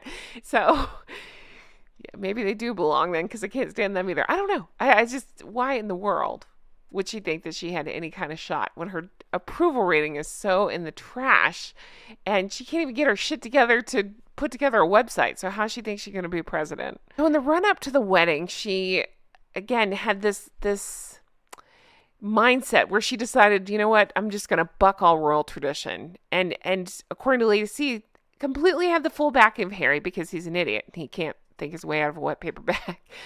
But she apparently she was training him. Again, they go into this like he was a puppy following her around. We saw that. I think he still kind of does that. But then again, he also looks disgusted by her a lot of times. So it's hard to tell. He oscillates between puppy and disgusted. But apparently, again, Lady C mentions this a couple times. That little fuck actually did walk around saying, what Meghan wants, Meghan gets. Remember, he said, I didn't say that. But again, I don't believe anything he says ever. There were incidents such as Meghan reducing Catherine, Princess of Wales, to tears over Charlotte's dress. And again, I fully believe that's exactly what happened. I've been over and over this. Like, she's just awful. She's always been, I think she just has this inferiority complex when it comes to Catherine because, hello, Catherine's wonderful. But I'm saying she feels it. So she tries to take Catherine down, and we've seen it over and over and targeting her for years. So it sounds like, she goes into an incident. She didn't really explain it, but Meghan virtually calling a member of staff a liar, and the woman was patently telling the truth, which resulted in Meghan being informed that one does not speak to staff like that by Her Majesty the late Queen. There was the kerfuffle over the mustiness of St. George's Chapel, which resulted in Meghan being blocked from spraying scent all over the ancient chapel. And then to quote Lady C, I love this so much. I don't know if this was an add-on. I don't care. It's wonderful. She says, so that it would smell like the ladies' room at the Soho House. Come on. She knows what she's doing. She so did that on purpose. I love Lady C. So then Lady C says that Meghan...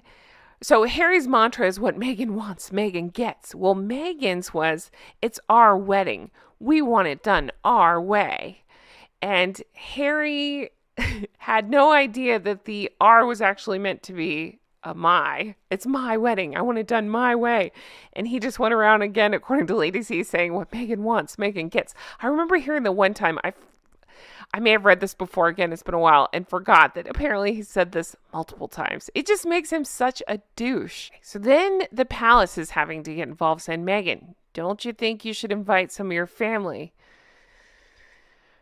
Her priority was celebrities. Lady C, she adds on this part to explain that her duplicity would be exposed during that Netflix, whatever, faux documentary, and as we talked about in another episode, we talked about Ashley and how Meghan told her that the palace had refused to allow her to invite Ashley and blamed it on the relationship with Samantha. Of course, Ashley is Samantha's daughter.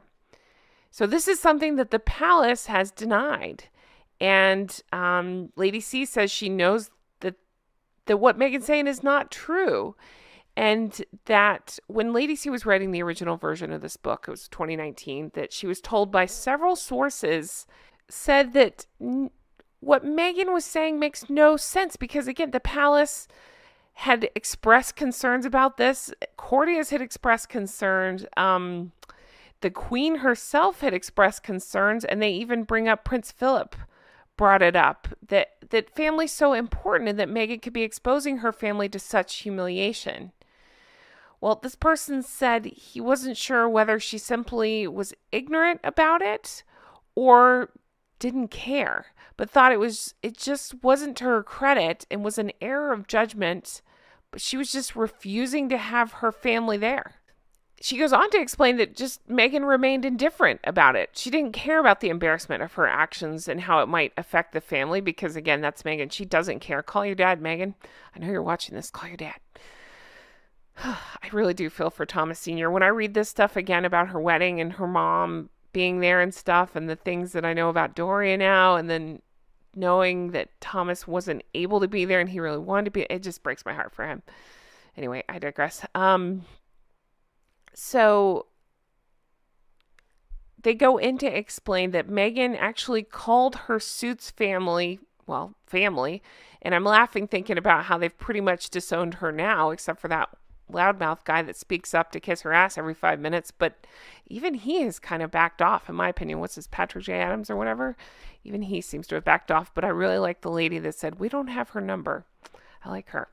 Anyway, let's see here. So she brings up the people that were important to Meghan that she called family were her Suits family, which, again, funny because didn't they say in another book we found out she didn't even fully invite them. She invited them to the wedding, but I believe they weren't allowed to go to the reception, something like that. It was so pretentious and such, again, just an asshole move, if you ask me. Jessica Mulroney was there. Can't stand her. Marcus Anderson, can't stand him. Oprah, can't stand her. Like, you want to keep going? Gayle King, can't stand her. To everyone at the palace, her management of the invitation list seemed just completely inappropriate. And again, she's saying, hold my beer. I've got a lot more inappropriate things coming up. Don't worry, this is just the beginning. Royal and aristocratic weddings they're not occasions for the bride and groom to ratify their humanitarian credentials before the eyes of the world. So this is what I was talking about, where she invited all these people to make them look like humanitarians, but their actual family, she couldn't bother to invite. That's awful. But look at her now. Look at them both. They're out there lecturing people on everything, on parenting, and they can't be bothered to do a thing with those kids. It's so bizarre. Okay. So then I'm going ahead because there's not really any new stuff for a few pages, but let's keep going. So she goes into one of my favorite parts. Again, this was in the original, but I don't care. It bears talking about again. 3 days after the wedding, Harry and Meghan attended the infamous garden party at Buckingham Palace. It was celebrating Prince Charles's 70th birthday. Holy crap. All right. There were tons of representatives for his many charities and his associates. Meghan, oh goodness, Lady C goes into that Meghan looked beautiful that day and chic and Harry, and she stepped out onto the lawn, right? Then they said that she charmed everyone, but then 15 minutes into the event, she turned to Harry and said, Harry, this is really boring. Let's leave. So, to his credit, Harry informed her that they'd have to stay. But Harry, this is so boring. We've done our bit. Everyone knows we're here. Let's go. Harry put his foot down, informing her yet again that they would have to stay, and they moved on. Oh my God. Can you imagine? What a nightmare.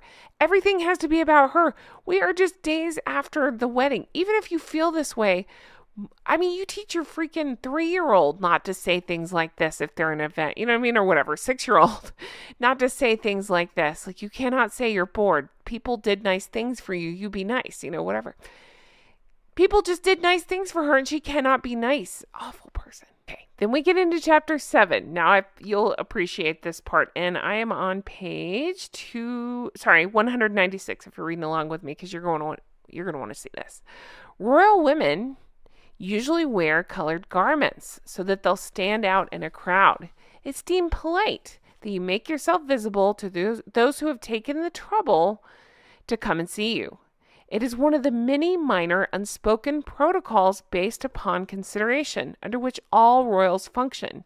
It's a form of respect to the public, and disregarding the protocol disrespects both the public and the sentiment behind the custom. Well, you can imagine where I'm going with this. And again, she goes so good into all the times Meghan just completely wore the most disrespectful things, from color to the evening dress during the day, the off the shoulders, things like that. And Lady C points out she was often found in colors of mourning, such as black being her favorite, but also gray and white featuring as variables.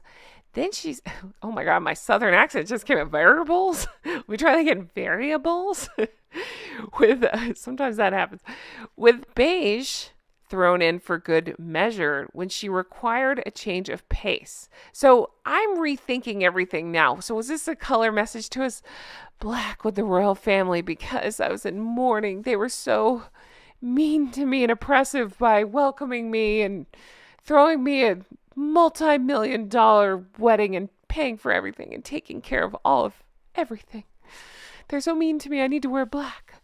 But then when she wanted to vary things up, she'd wear beige. But again, what did she say again? Like, I couldn't wear the same color as a working, whatever, senior member of the royal family. Working, I think, actually made more sense there because she was not a working member, but um, literally not a working member. But yeah, so she's talking about how she liked to go to black and beige. And again, she's just dropped the black and just gone beige. She goes into how her outfits were often, again, disrespectful. It didn't go with the protocol. And again, my opinion is to show, oh, look how sad I was. I had to wear beige, even though that's all she wears now, or black. You know what I mean? But also, I think it was her way of playing look at me, but in verse. The royal women do it to have people be able to see them because, again, it's a respectful gesture. It's what they do. Like, they're here to see you. They know that. Let's make it easier for them. Meghan wants people to focus on her. So it wouldn't surprise me if that's why she did the beige and the black and stuff. It's like a reverse look at me, or I don't know. Let's make everything about myself. Okay, so after the wedding, Harry was losing respect all over the place. I think that has continued on.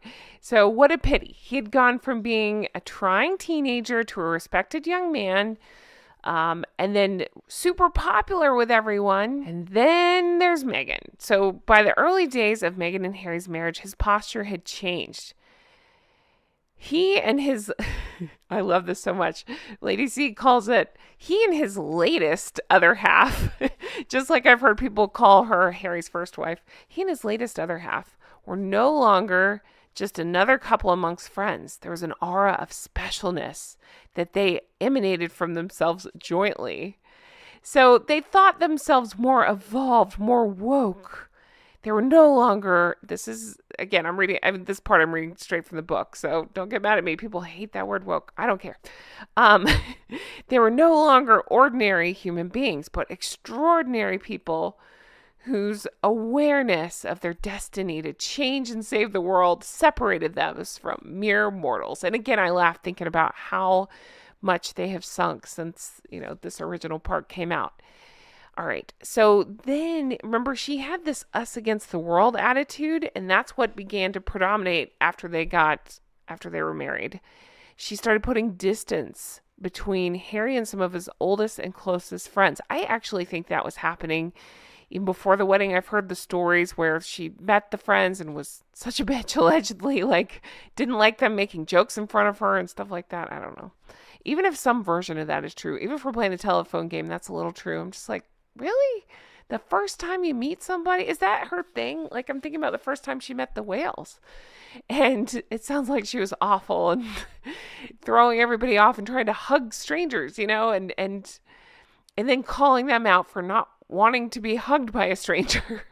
It just seems like she lays it on thick the first time with everybody, and the only one that was dumb enough to fall for it was Harry. So it sounds like after the wedding, she just couldn't even be bothered to pretend to be friendly anymore. She didn't make any attempt to fit in the way she had done previously. Sounds like it had a dampening effect on Harry. And I don't like to blame her because I think he's just as guilty, if not more. Sometimes it's his family. But truly, they are dreadful people and they make each other worse. But they deserve each other, right? Enjoy the hell of your own making. But I just get stuck on that. Couldn't even be bothered. Just days after the wedding, it sounds like, probably even before that. But they go in to explain this interaction at a wedding she went to. And I wonder if it was the one where she wore that horrible dress, that blue, was it Oscar de la Renta dress? That was like 5,000 pounds or something and so messy. It had the toilet paper fascinator, that one. But I think that was before they were married. This is after they were married. Apparently, or allegedly, Meghan was there at this wedding and waiting for Harry. He was doing, I don't know, best man duties or something. And this woman went up to Meghan, introduced herself, and said how beautiful she thought Meghan was. She said she knew it was Meghan's birthday and wished her a happy birthday. Meghan looked at her as if she had committed a great faux pas by speaking to her. Can you imagine? And without saying a word, just walked off. And according to this woman, it was so cold, and there was somebody else that had witnessed the exchange and backed it up and verified it and talked about how completely rude it was.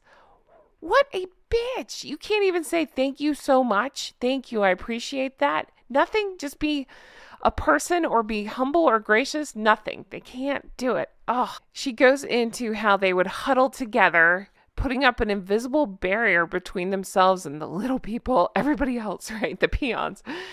And as if they were only couple who had ever been in love, and that everyone present was of such insignificance they had no time for them, rather than partake of the occasion by, talking to people, trying to fit in. No, they couldn't be bothered. Completely absorbed in each other, whispering in each other's ears. If they were the only two people that existed. Lady C goes into why whispering is bad manners. Amen. It excludes others, and Harry and Meghan seem to have no awareness. So that's Lady C's opinion. My opinion is he never has any awareness, but I know she knows what she was doing. I think it's like she watched a movie or something that rich people act like a-holes. So she's like, okay, I'm that now, or fancy people or something. I'm that now. And even in a different part of the book, Lady C explains the truly top of the top, whatever, ultra wealthy, they're actually usually pretty nice, like to regular people. It's the people that aren't as wealthy that are a-holes because they're pretending to be. So I'm like, All right. And then we're about to get to Eugenie's wedding. So I'm going to do that in the next one. But let me tell you about this part. I just want to remind you all, this may have been in the original book. I don't care. Let's think about this. Allegedly, they were telling people that everyone, with the exception of the Queen, was jealous of them. This came screaming back to me because that seems to be a common theme. A lot of these authors I've read have said the same, that they told people that everyone, again, minus the Queen, were jealous of them. And Lady C goes on to explain, well, everyone actually means William and Catherine. Wrap your head around that, the future king and queen. They think that William and Catherine are jealous of them. It's not that I'm shocked by this because I have heard this before. It's just a shocking thing for anybody to believe, especially these two. Difference is William and Catherine actually have power. They actually have a loving relationship. They don't have to do parlor tricks to try to convince everybody of this. They're actually good people who do, that's a lot of actuallys, but who do good things and don't have to tell us all the time that they're wonderful, because we can see that they're wonderful. It's just, oh my God, I just can't with these two. I can't. So we're going to leave this here. Guys, I'm loving this. I really am. I'm loving going back over this book. I'm loving Lady C, all of it. She's fabulous. Persecutors or Victims, Lady C's book. And of course, this is the new updated edition, and I'm loving it. And I'm so excited to get into this part with you. This is the juicy stuff you've been looking for. Hint, hint, it goes into some weird movements of one baby bump in this part. So I can't wait to talk about it with you. Again, just enjoying this book so much. I hope you are too. Let's get into this. If you're reading along with me, this will be covering chapter 7 and going into chapter 8. Again, most of it having to do with weird behaviors and weird bumps. Guys, thanks so much for being here. I'm Jen, honk honk, everyone. Now, I'm going to start this one a little different because I'm going to jump ahead. Can I just read you one of my favorite parts of this section? You ready? All right, grab your tea. Here we go. Lady C says, I just have to redo this part. I love Lady C. Lady C, when talking about Meghan and how Mr. and Mrs. Joe Public thought of Meghan. If you want to find this portion, it's on page 216, chapter 7. Okay, ready for this? As far as they were concerned, she was a hypocrite, a sanctimonious, pretentious, affected fraud, a liar, a hard-hearted, self-seeking bitch who had treated her father in a manner they wouldn't treat a rabid dog. Boom! Oh my God, I want to buy Lady C a drink. I don't know. It's amazing. I want to buy her a headband. That is awesome. So well said. And I know it's weird to start the video with this, but I just have to set the tone because Lady C really lays into, this is where we get into the heart of the worst behavior from both of them. Again, not just piling on Meghan, it's Harry too. How they acted so awful toward the staff. It just brings it all back up for me. The bullying allegations and the tea throwing, the reducing staff to tears, the treatment of the royal family, all of it. They go into, she really gets deep in this part. So, I'm excited. Now let's get back into it. Right. So we've left off, they were acting like asses at Eugenie's wedding. And my question is, why, oh why, does Eugenie still seem to support them, from what I could tell? I don't understand that because they really tried to steal the show at her wedding. And according to Lady C, it sounds like nobody was having it, including Fergie, who was especially mad that her daughter's day was being overshadowed by these two numbskulls. So Lady C postulates this has to do with tiara. We've heard so much about the tiara, that emerald tiara that Meghan wanted, but that was promised to Eugenie for her wedding. And anyway, it continues on how they were so wrapped up in themselves, they couldn't think beyond their own selfish concerns. Where have we heard that before? Oh yeah, everything they do. Okay, continuing on with the new parts. Lady C goes into how excited everyone was, from the press to the family itself, about the incoming arrival, right? The birth of the upcoming birth. It's worth remembering that when considering Harry and Meghan's claims to Oprah, in the March 2021 interview, Lady C explains that they were so inconsistent. And I've talked about this before too. Even during that conversation, Harry claimed that there was one conversation before his wedding about the possible skin color of any progeny they might have, while Meghan asserted that there was several conversations and it took place with Harry while she was pregnant with Archie. Now, we've been through this. I've heard a version of it was when, I think it was about the time he was telling the family he wants to propose to her, about the time they were about to get engaged, something like that. They said, oh, how wonderful. I wonder what your babies will look like. Well, of course, those two have to twist everything and make it convenient to their own narrative. But I love that Lady C goes on to point out that it's absolutely normal, as even Chris Rock pointed out, for mixed race families to speculate on what a child's complexion might be. Can I just say, I've said it before, I think it's normal in any family. Is the baby going to have your eyes or my eyes, or your hair or my hair? My husband's family is Italian on his mom's side. So there was speculation about if our baby would be tan, which, by the way, pale plus pale does not equal tan, but I just think it's a normal conversation that anybody would have, and it's ridiculous to try to say otherwise. But Lady C is pointing out again how ridiculous they were being about all of it and how they twisted everything. Because if you look at the press at the time, they couldn't have been more thrilled for Harry and Meghan, and now they've gone back and repainted themselves as victims. Meanwhile, Lady C goes into behind the scenes, things were getting more and more tense, that Meghan would refuse to do more than the absolute bare minimum on anything, and even when she did, she would complain about that.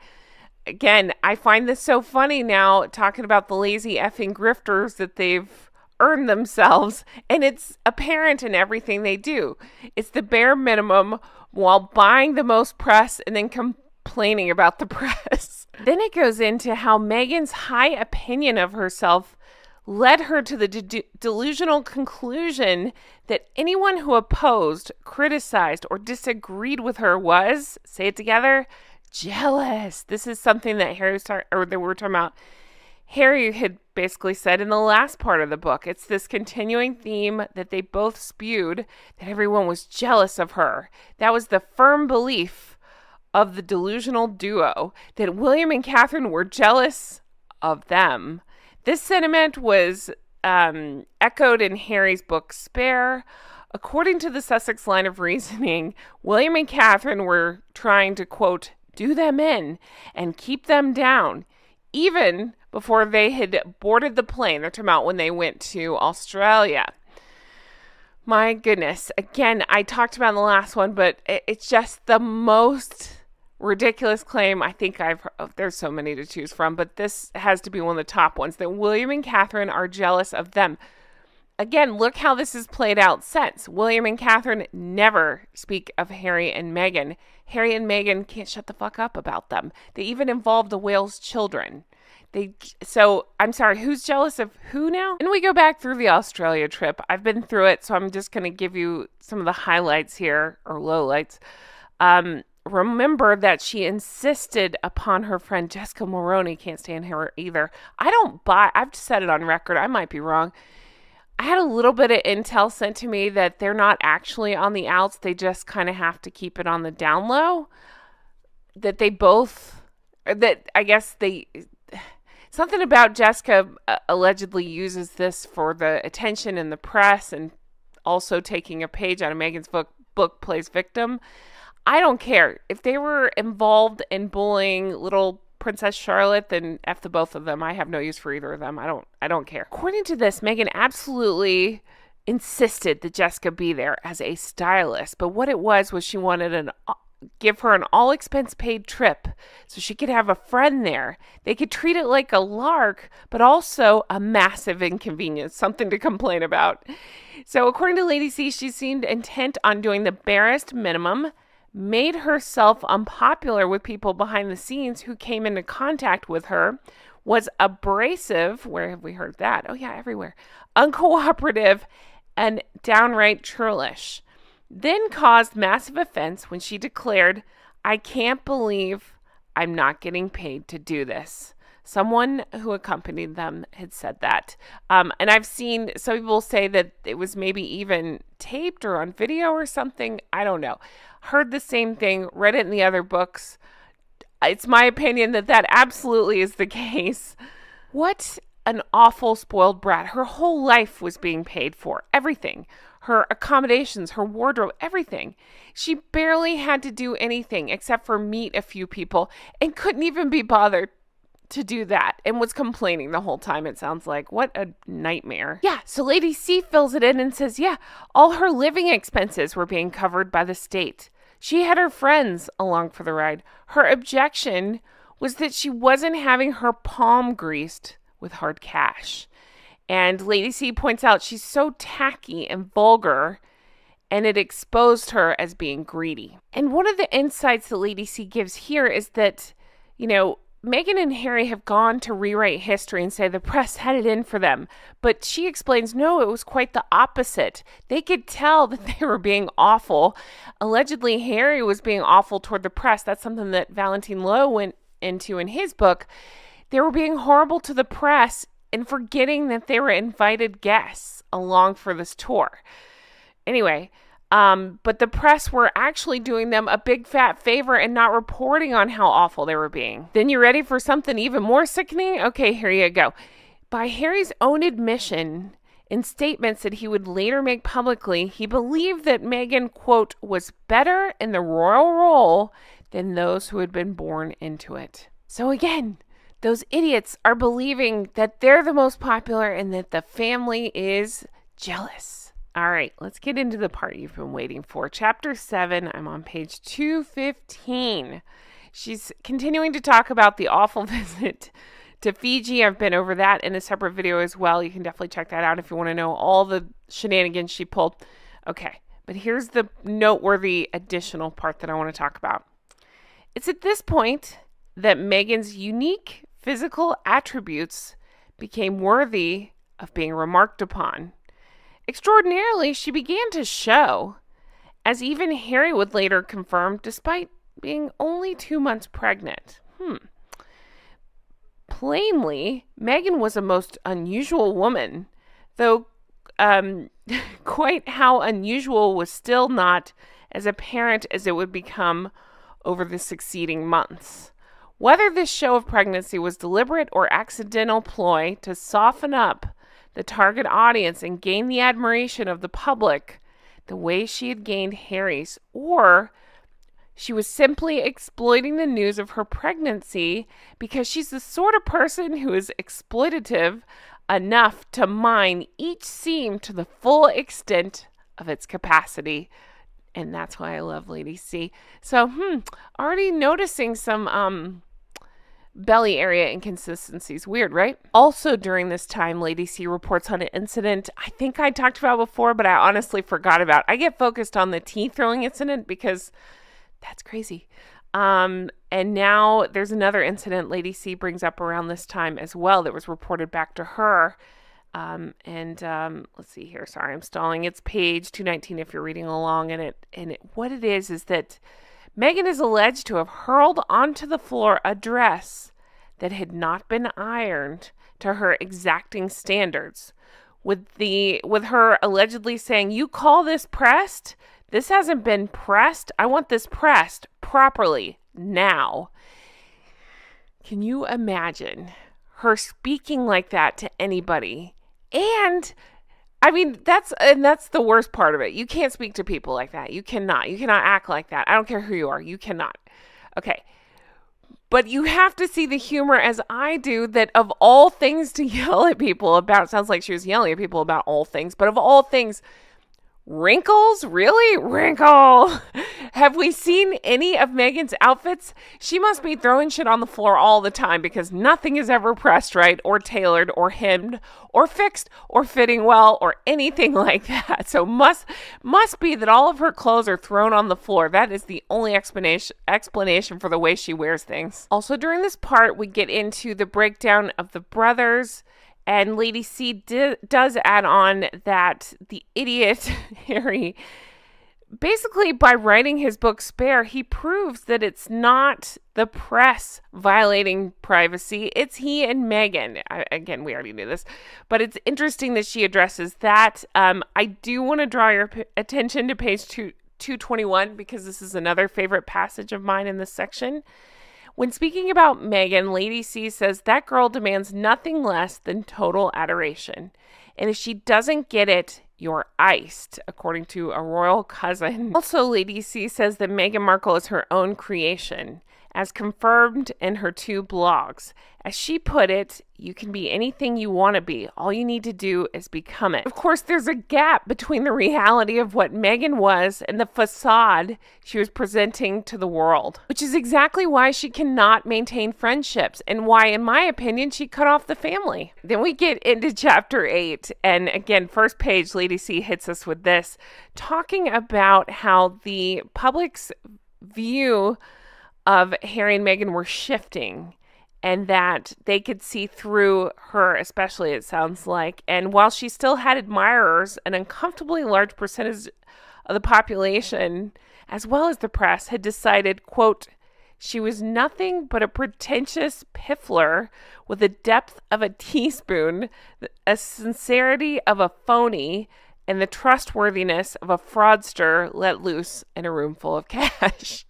That's something I'm so glad Lady C has gone back and added in, is more explanation of how they can blame the press all they want. It was their own terrible behavior that was catching the eye of everyone, and they could see right through what Harry and Meghan were doing. All right, let's get more into this bump. So Lady C talks about that fashion award show. Remember the black dress? It was one-shouldered, and Meghan would not let go of her bump from underneath. Weird, right?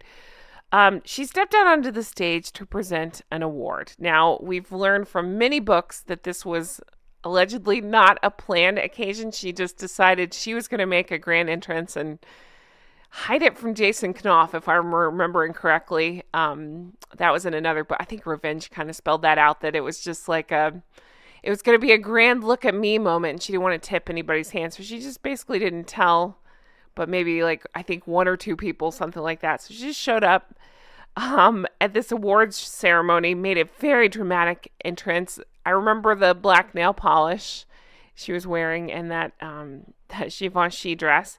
She would not let go of her belly, and Lady C takes the time to point out that it was very dramatic, and it was a dramatic way in which her pregnancy had progressed. In 5 short weeks, she had gone from, quote, almost as flat as a fried egg on a pavement, as to looking like she was 7 months pregnant.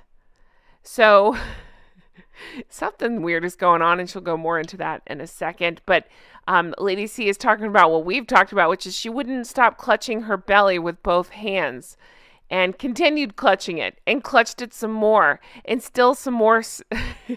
Her hands rooted to the bump like a lizard clinging to a tree, to quote Lady C.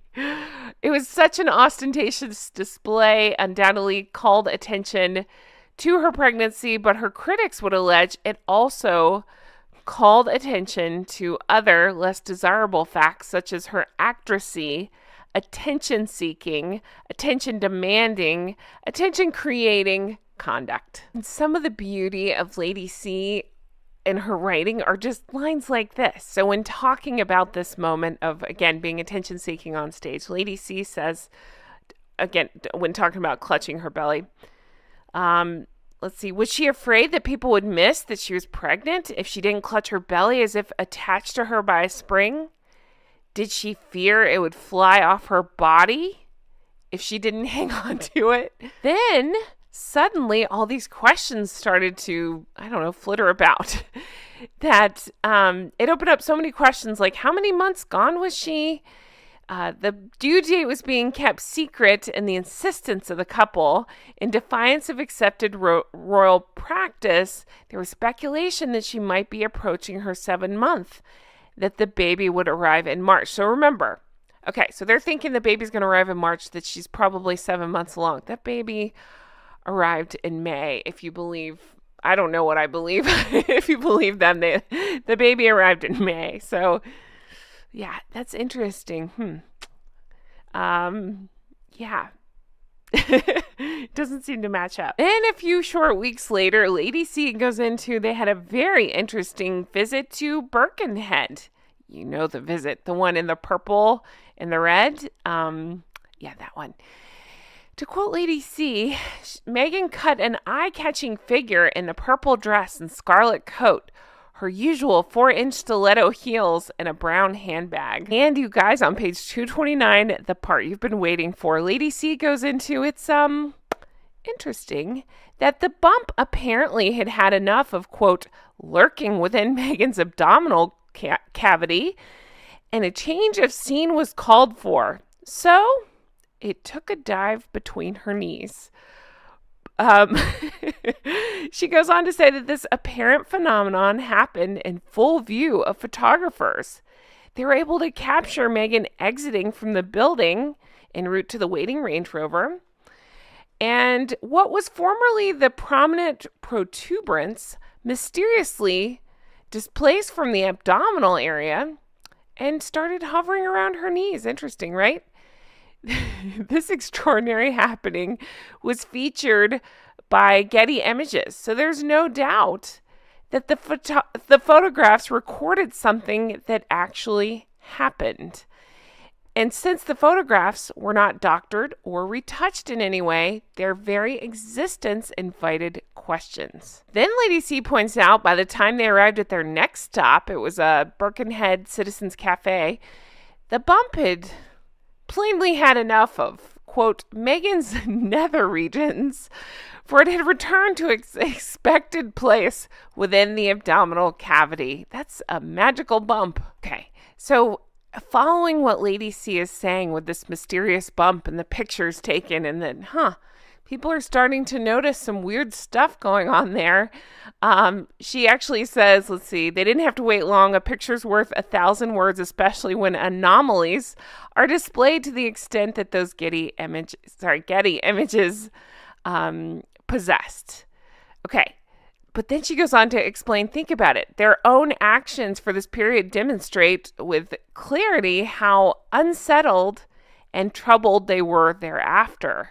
That is interesting to put on that lens of if there was a sliding situation and people were noticing some inconsistencies, that they would struggle during this time, right? And so she points out that now it's because you can go back to that period of time and see how they're acting and see that it confirms that they were frantic with worry. Then January 16th happened, and that's the day where she wore this cream outfit, and people allege to have heard a pop. Lady C addresses this and says, yeah, it's interesting that being, quote, a practitioner of yoga, she was able to get down like that on the heels that she wore.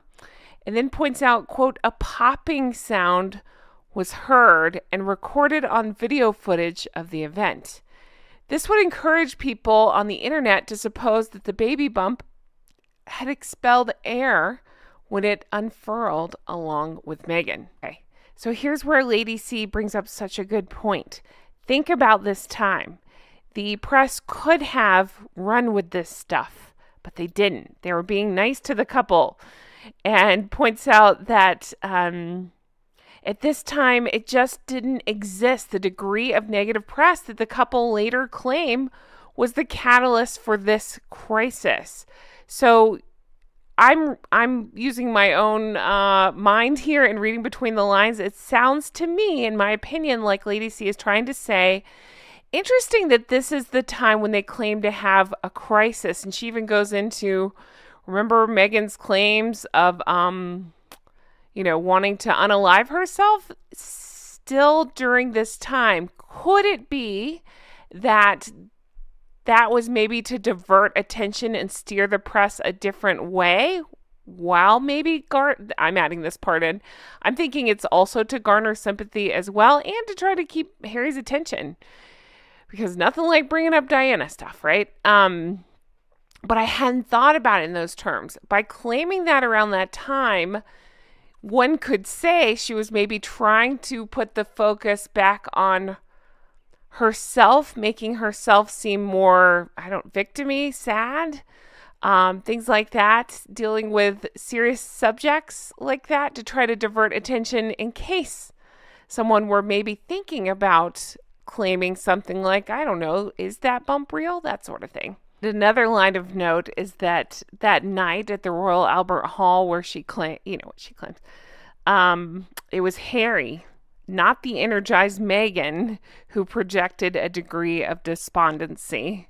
All right, I'm going to leave this here because next Lady C goes into the ludicrous claims that the palace allegedly wouldn't let Meghan get help after this situation, and Lady C has a pretty good argument for why they're full of shit. Reading along with me, we are smack dab into chapter 8, around page 234. All right, so as you recall, we left off with that fateful night at Royal Albert Hall. Remember? Where they tell fanciful stories on Oprah and how Meghan was allegedly attempting to unalive, right?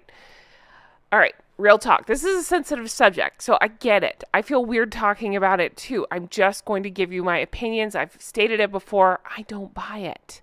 I find it all too convenient that she's finding similarities with what Diana was going through. Diana famously talks about similar feelings when she was expecting Prince William, and we know the story about the stairs and stuff. So it's interesting to me that Meghan, who loves to have her name in the same sentence as Diana, would do something like that. I'll leave it there, but you know what I'm saying. I don't believe it. I believe that it was an attempt to draw attention to herself because that's her favorite thing to do. I believe that Harry believed it, and it's not that I'm pro Harry. I'm absolutely not. That guy sucks. But it is interesting. Look at the difference in their faces here. And yeah, I hear you. I play devil's advocate all the time. And I think, well, I myself suffer from anxiety. And I know what it's like to put on a shiny, happy face when you feel the opposite inside. But I'm sorry, she's just not that good of an actress. She's not. She is beaming in these photos. And Harry looks like he is struggling. So Lady C had put out in the last part of the book that I read about her theory is, interesting timing because people were starting to suspect. Again, I'm just focusing on the updated parts of this book. There's so much to the book. It's a wonderful book. Pick it up. I recommend it highly. But I'm trying to pick up on the newer parts because I've already recapped the original book. So the newer parts are going into behind the scenes. People were suspecting, things are weird with them. Could this be some sort of pillow under her dress? We don't know. Something made a pop noise. Weird, right? Wink, wink, nudge, nudge. What's going on?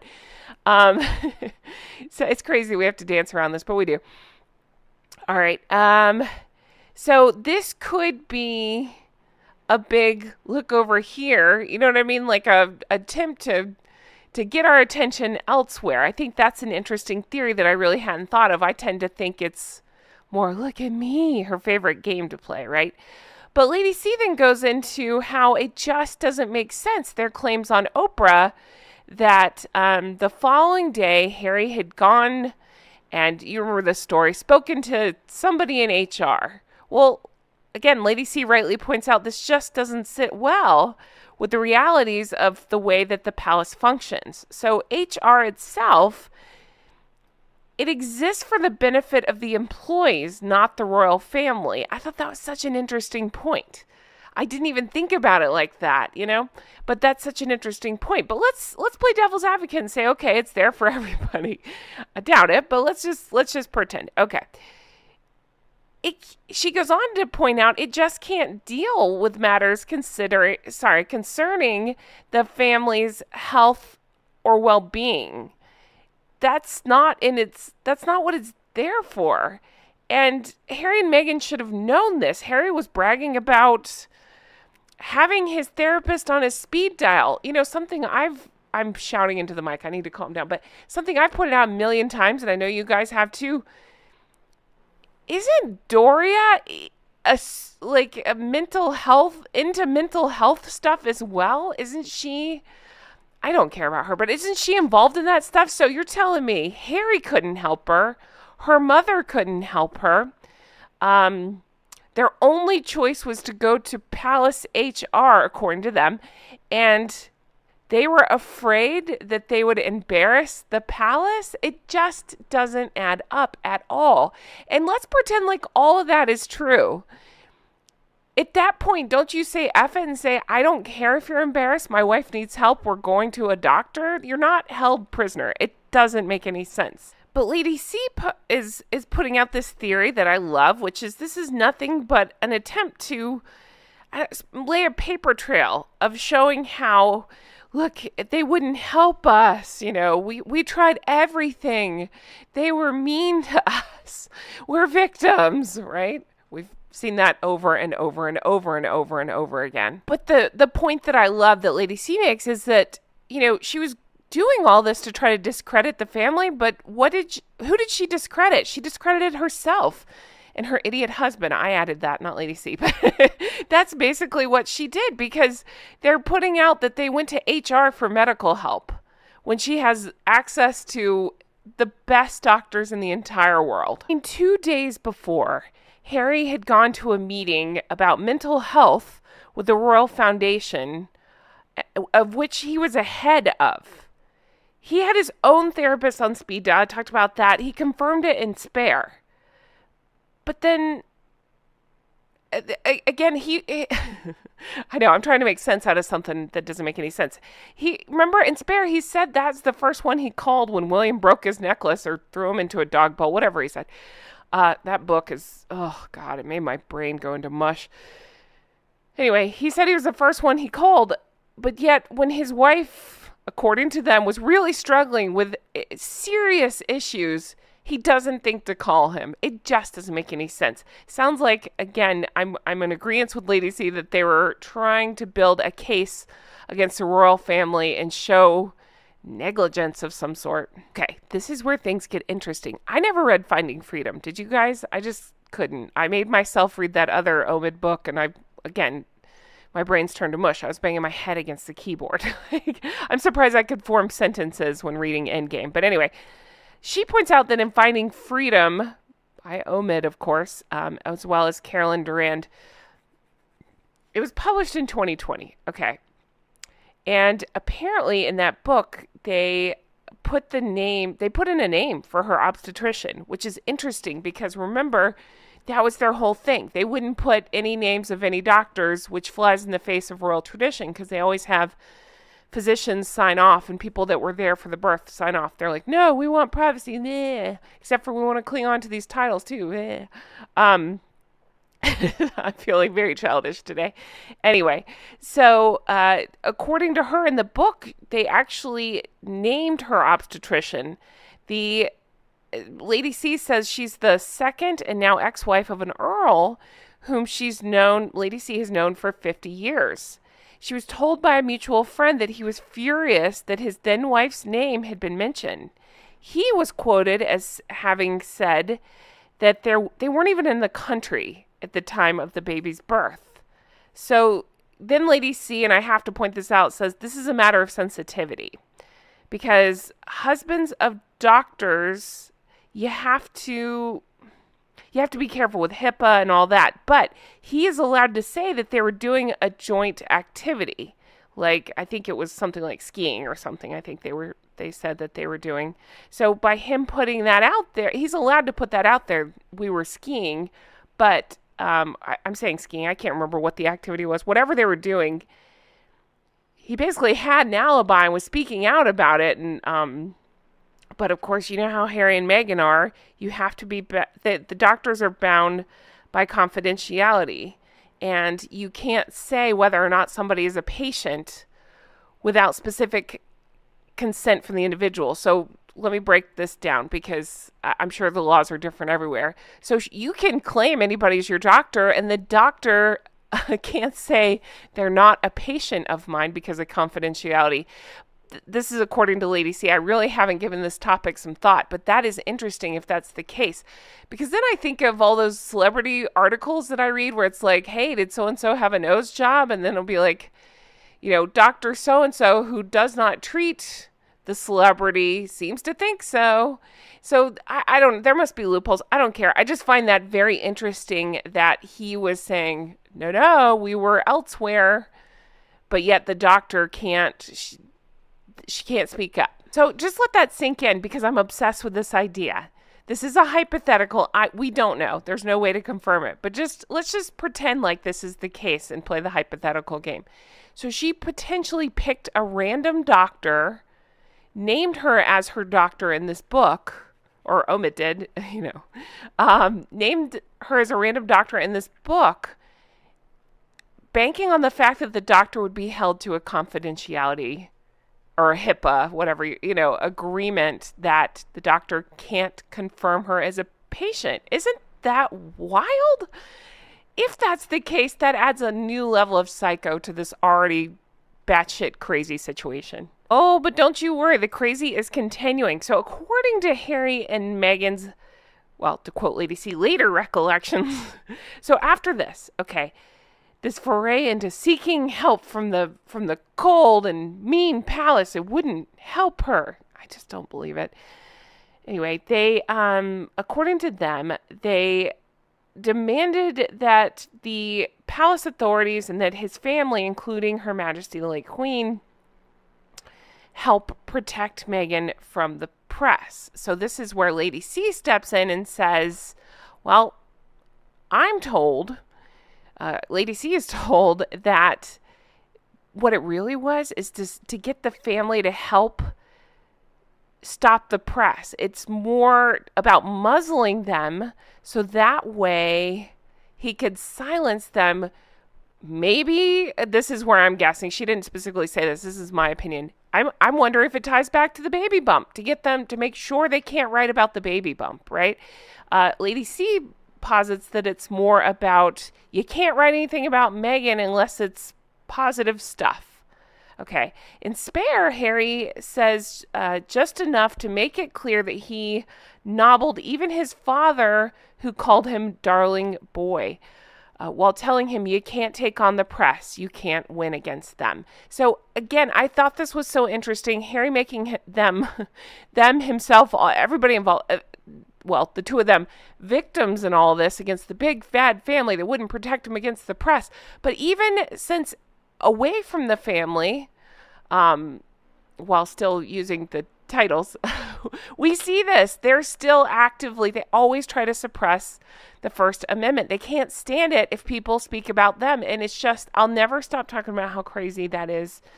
And how wild that those two who speak up about everything want to silence anybody else from having an opinion or speaking up about them. Lady C goes on to explain Harry wasn't being truthful. Shocker. When are they ever, either of them?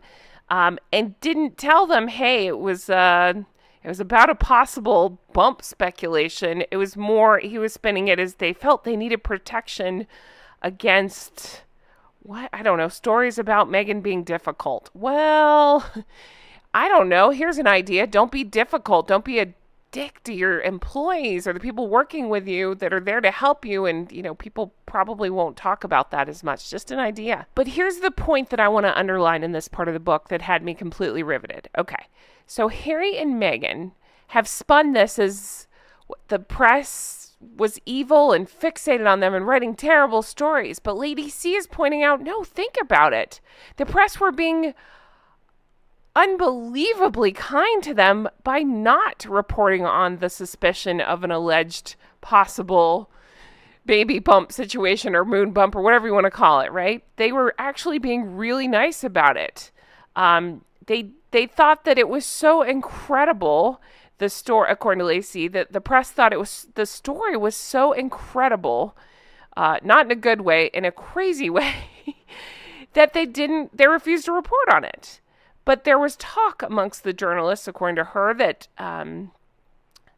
basically the whole situation was so enormous and improbable that the standard reaction, which Lady C attests to, because she says she experienced it herself, is one that discounted it because it's just too unbelievable. And I'm saying the same thing on this idea of the doctor thing, picking a doctor, saying she's your doctor because there's HIPAA rules for privacy, and they just bank on that the doctor won't speak up. Again, if that's what happened, it's so incredible and it's so crazy that most people have trouble thinking, because why would anybody do that?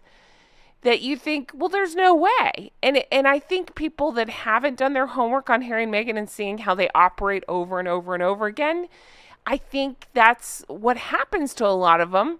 If they're not drinking the, sounded Southern, drinking the Meghan Kool-Aid, then it just sounds unbelievable. And I know I've talked to people and explained it, and I sound like I'm wearing a tinfoil hat.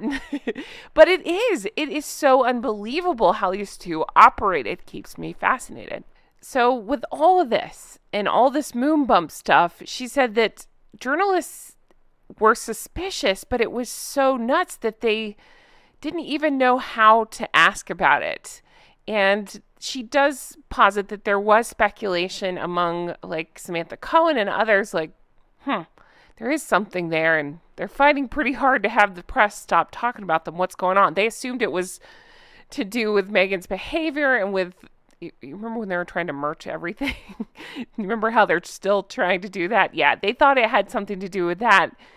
Well, Lady C said basically the safest option for the palace at the time was just bury your heads in the sand. So, okay. Then she goes on, Lady C, to talk about this. I thought this was so interesting. She posits, okay, Meghan is so into mischievousness, to quote Lady C, and eccentricities that she wouldn't, she throws out another theory. What if Meghan, don't kill the messenger here. This is Lady C's idea. I just think this is interesting. What if Meghan was pregnant, but she added extra padding, shall we say, to increase her girth to cause speculation? Now, Lady C says, now, I don't know that I believe it either, but the palace was convinced, of course, that Meghan was a, quote, attention-seeking, publicity-hungry mischief maker. So the suspicion was that she was perfectly capable of pulling off all sorts of tricks to lead the public to think that black was white, and thereby not only keeping herself more prominently in the news than she would otherwise be, but also manufacturing a mystery. Ding, ding, ding. That's what they love to do.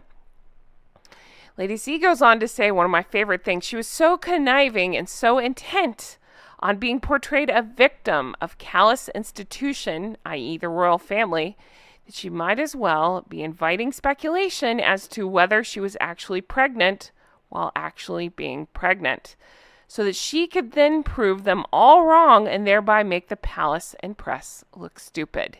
That's an interesting theory. I see what Lady C is doing there, playing devil's advocate. I know which camp I'm in, and it's not this one. I don't think there's a real bump with a fake bump over top, but you know what? They have done such bizarre things at every turn. Nothing would shock me at this point. Nothing. Okay, so then in a further update to the book, Lady C points out it's interesting that Harry's eagerness to control the internet via that Aspen group that he's part of, it interestingly only seemed to arise after the question about Meghan's pregnancies became topical. Since his obsessions are only ever triggered by his personal experiences, it's safe to assume there's a link between the two facts, according to Lady C. And I love that, and that actually makes so much sense to me. In my opinion, both could be true. They could be trying to silence people, speculating about a bump. I've seen that. That seems to be the thing that gets them to go after YouTubers.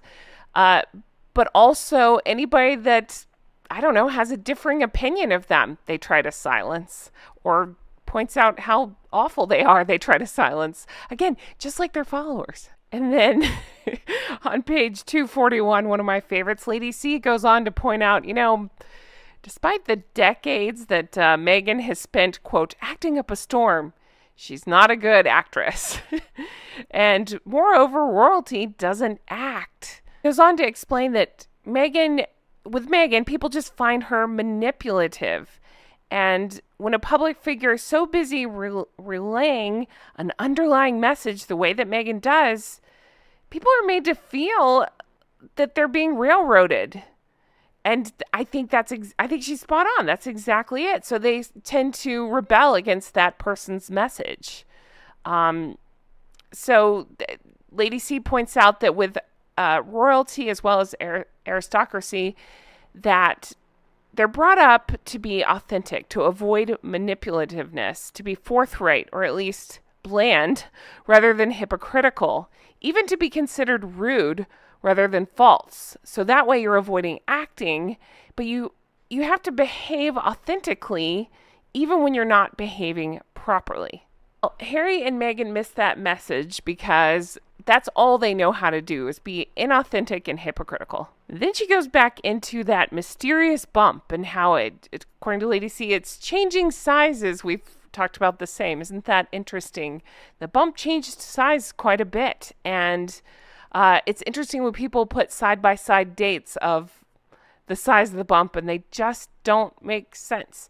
And then a male journalist told Lady C, quote, the reason she's always clutching the bump is because she needs to keep it in place.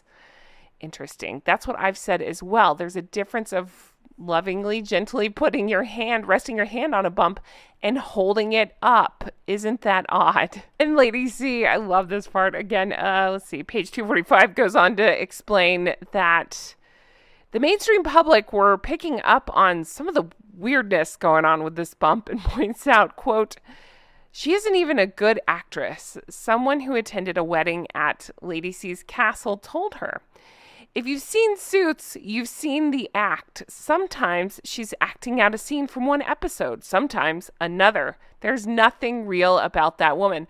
I find that so funny. I've said the same. She cannot act, but I didn't even think about acting out scenes from Suits. I hope I'm taking this very literally and I'm laughing my ass off and hope that that's the case because, oh man, that's too funny. More weirdnesses are happening when she's supposed to be very pregnant, a lot of bending down that we've discussed, balancing in very high heels. It's not that it can't be done. It's just interesting the way Meghan went about these activities that people were beginning to notice. But again, Lady C makes the very astute point that they go on, Harry and Meghan, to whine about the press and how unfairly they were treated but but it was actually the opposite. The press did them a huge favor, and while they were speculating behind the scenes, it sounds like, of course, nobody was publishing this. And to this day, mainstream media doesn't talk about this. So the other funny thing happening during this time is they were demanding more privacy for themselves. The ones that reveal everything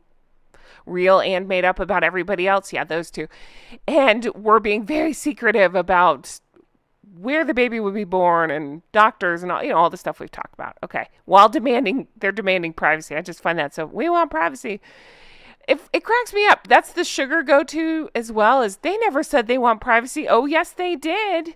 They may not have used the words, we want privacy, but they did, because they wouldn't tell any of the details about the birth. And while I am the number one person to say kids are off limits, they deserve privacy, this is something different when we're talking about the line of succession. That's what makes it so weird and so shady. They demand all the perks with no responsibilities. EDC points out, by demanding such privacy, what they did was they ignited this suspicion because of their secretiveness, and demands for such extreme degree of privacy. Basically, it lit the internet on fire, as it would, right? With speculation regarding the impending birth. Which Lady C asked the question, were they protecting their privacy or themselves against the possibility of exposure with all this? Page 254, she straight up says Meghan and Harry had done everything possible to increase the speculation that they'd be passing off, quote, a surrogate's offspring as Meghan's own. So Lady C kind of explains at this point the palace was really struggling with those two, that they were used to Harry and Meghan being, quote, unreasonable and childishly self-indulgent, and they're both prone to being that. And that the crazies on the internet were whipping up conspiracy theories out of nothing. But again, we know this, but in case you're new here and you don't, it's worth talking about. Lady C explains that there's motivation for all this. There's a necessity of secrecy because in the event that a surrogate was being used, no royal baby born of surrogacy could be in the line of succession or legally acknowledged as a legitimate member of the royal family. If Meghan were unable to carry children, and she and Harry had been able to use his sperm and her egg, and she, smarted at the injustice of her child being excluded from the line of succession because of the law, and then Lady C takes a big old dig here that I love, says, remember, she's familiar with the law. She was Rachel Zane for years and fancies herself something of a legal expert. That's hilarious. Which, again, we're just playing the hypothetical game. If that's what happened, a big if, according to Lady C, if that's what happened, then all she would have to do is convince Dum Dum, hey, we're doing this to protect our kid, and he'd go right along with it. I don't think she has to convince Dum Dum of anything. I think whatever Meghan wants, Meghan gets, remember? And I don't think he ever grew out of it.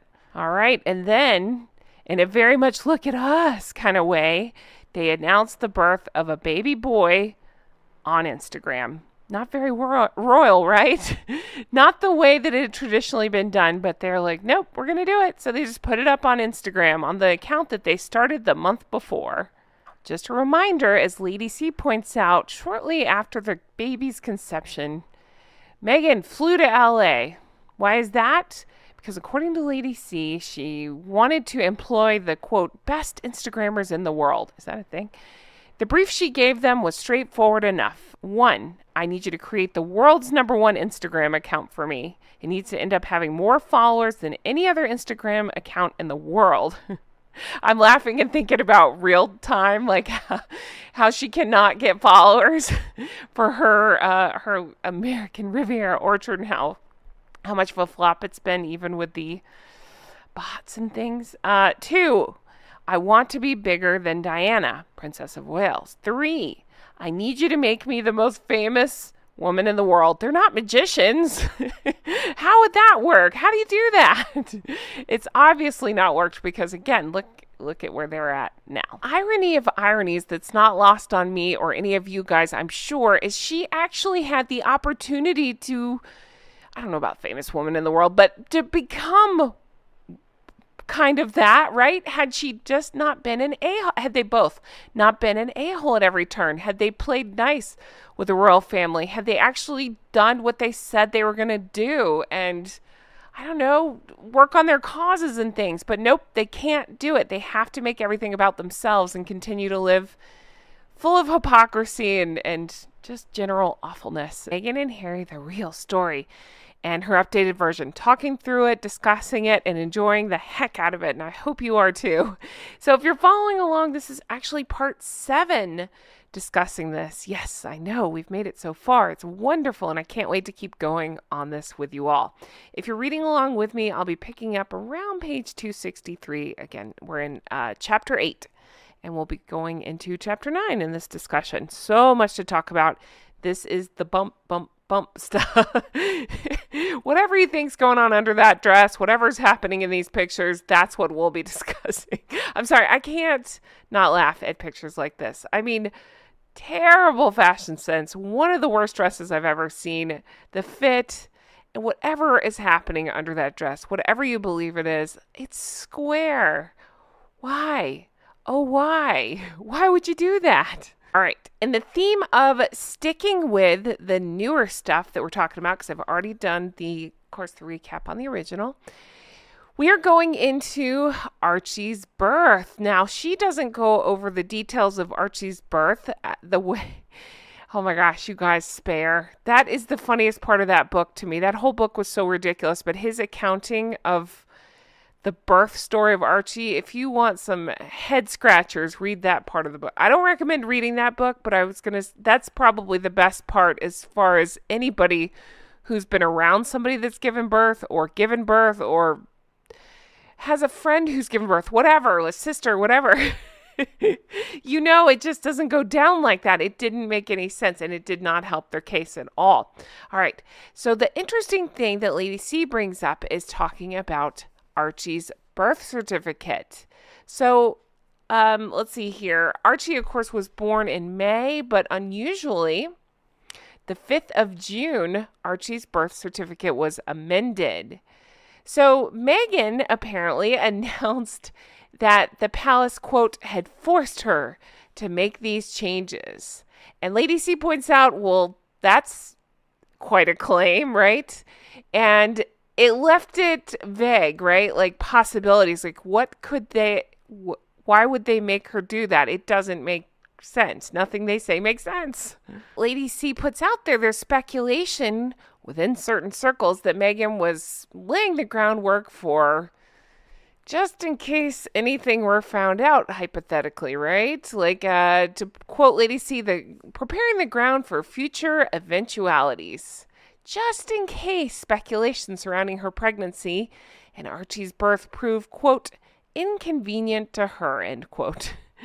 So that way, she's doing what she does best, both of them. They put this paper trail out there, so that way they can lay the blame at the palace's doorstep should anybody investigate and say, hey, that's weird. Why'd they change the birth certificate? All right, so Lady C says, if that's the case, could somebody be so calculated? To which I say, heck yes. Have you met Meghan?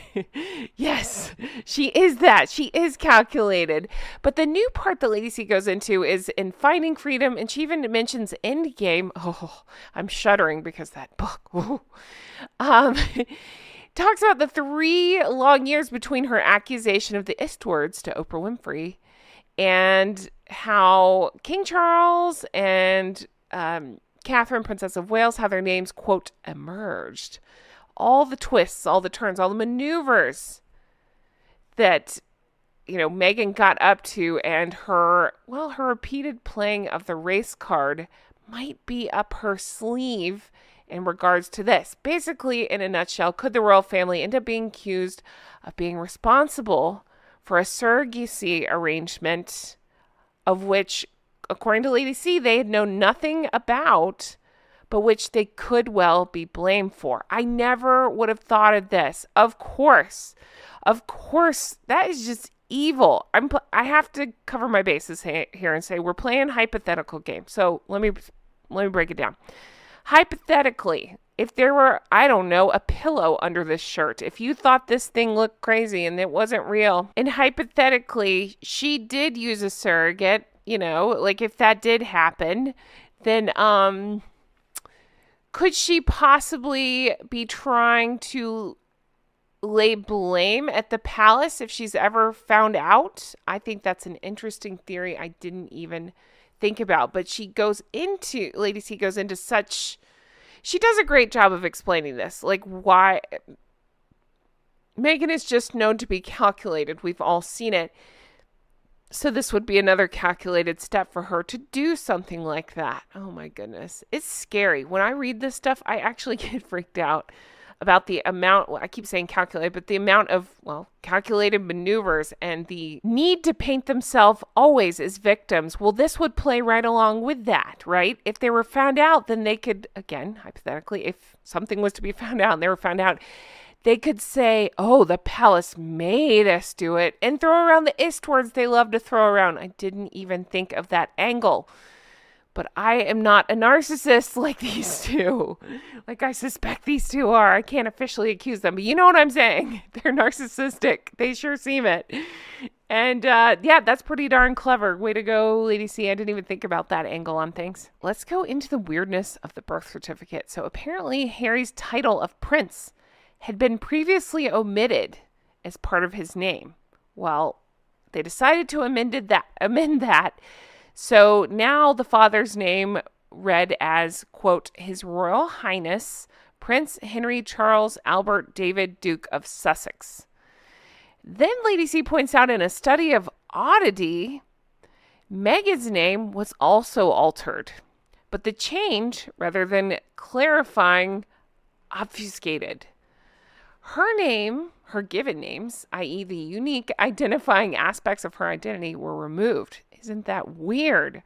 Archie's birth certificate now stated that, quote, Her Royal Highness, the Duchess of Sussex, and not Rachel Meghan, Her Royal Highness, the Duchess of Sussex, was his mother. So I'm going to read that again. Think about that. Her Royal Highness, the Duchess of Sussex, was the only name now that it was amended to say that on the birth certificate, not Rachel Meghan. So that's freaking weird, right? So Lady C points out, hypothetically, this opened up the possibility of speculation that a woman registered at Portland Hospital as Her Royal Highness, the Duchess of Sussex, but not Rachel Meghan, Her Royal Highness, the Duchess of Sussex, might have given birth to Archie on the 6th of May. Isn't that odd? So by doing this, they had to legally amend the document, right? And it was so that it could more accurately reflect, well, to quote Lady C, the true facts. In other words, they were now implicated. So the belief is that this would have been done to rope the palace into a scenario in which they neither had say nor knowledge, but they would have to share responsibility for the actions, just in case something wild might come out in the future. Isn't that weird? It's so weird to me. Just thinking about these details, and again, I go back to calculated. It's very calculated. When the press got a hold of this, okay, they thought she had done this for snobbish reasons. She wanted her name listed as Her Royal Highness, the Duchess of Sussex. And they speculated it was in case they divorced, then Meghan could always use that name. But Lady C explains, no, this is nonsense, and they were just rolling this stuff out. They weren't really paying attention to what was going on, which is basically what she was saying about the alleged possibility of a moon bump, right? They were just kind of not paying attention to what was going on, and the ones speculating weren't speaking up, which again flies in the face of Harry and Meghan's claims of, oh, the press were awful to us. No, they were actually helping them cover their asses. And Lady C explains, by the press doing that, they gave Meghan a free pass, which she did not deserve. basically just chalking up to snobbishness without investigating why would she change her name on the birth certificate.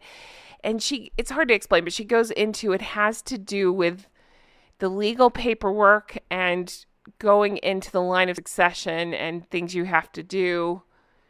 And so by amending it like that, then you can kind of, I don't fully get it, honestly. It's kind of wild, but it has to do with the line of succession and the legality and the paperwork and all. And by changing it like that, I think it's purposely meant to be ambiguous and to confuse. So that way, if it ever did come out, well, it was listed as this, not Rachel, Meghan Markle, all that stuff. Then on page 269, one of my favorite parts of this chapter, Lady C goes into, there's a root cause to all this confusion. It has to do with Meghan not being real. Quote, she's incredibly spoiled and utterly selfish. She's also the most pretentious person anyone will ever meet.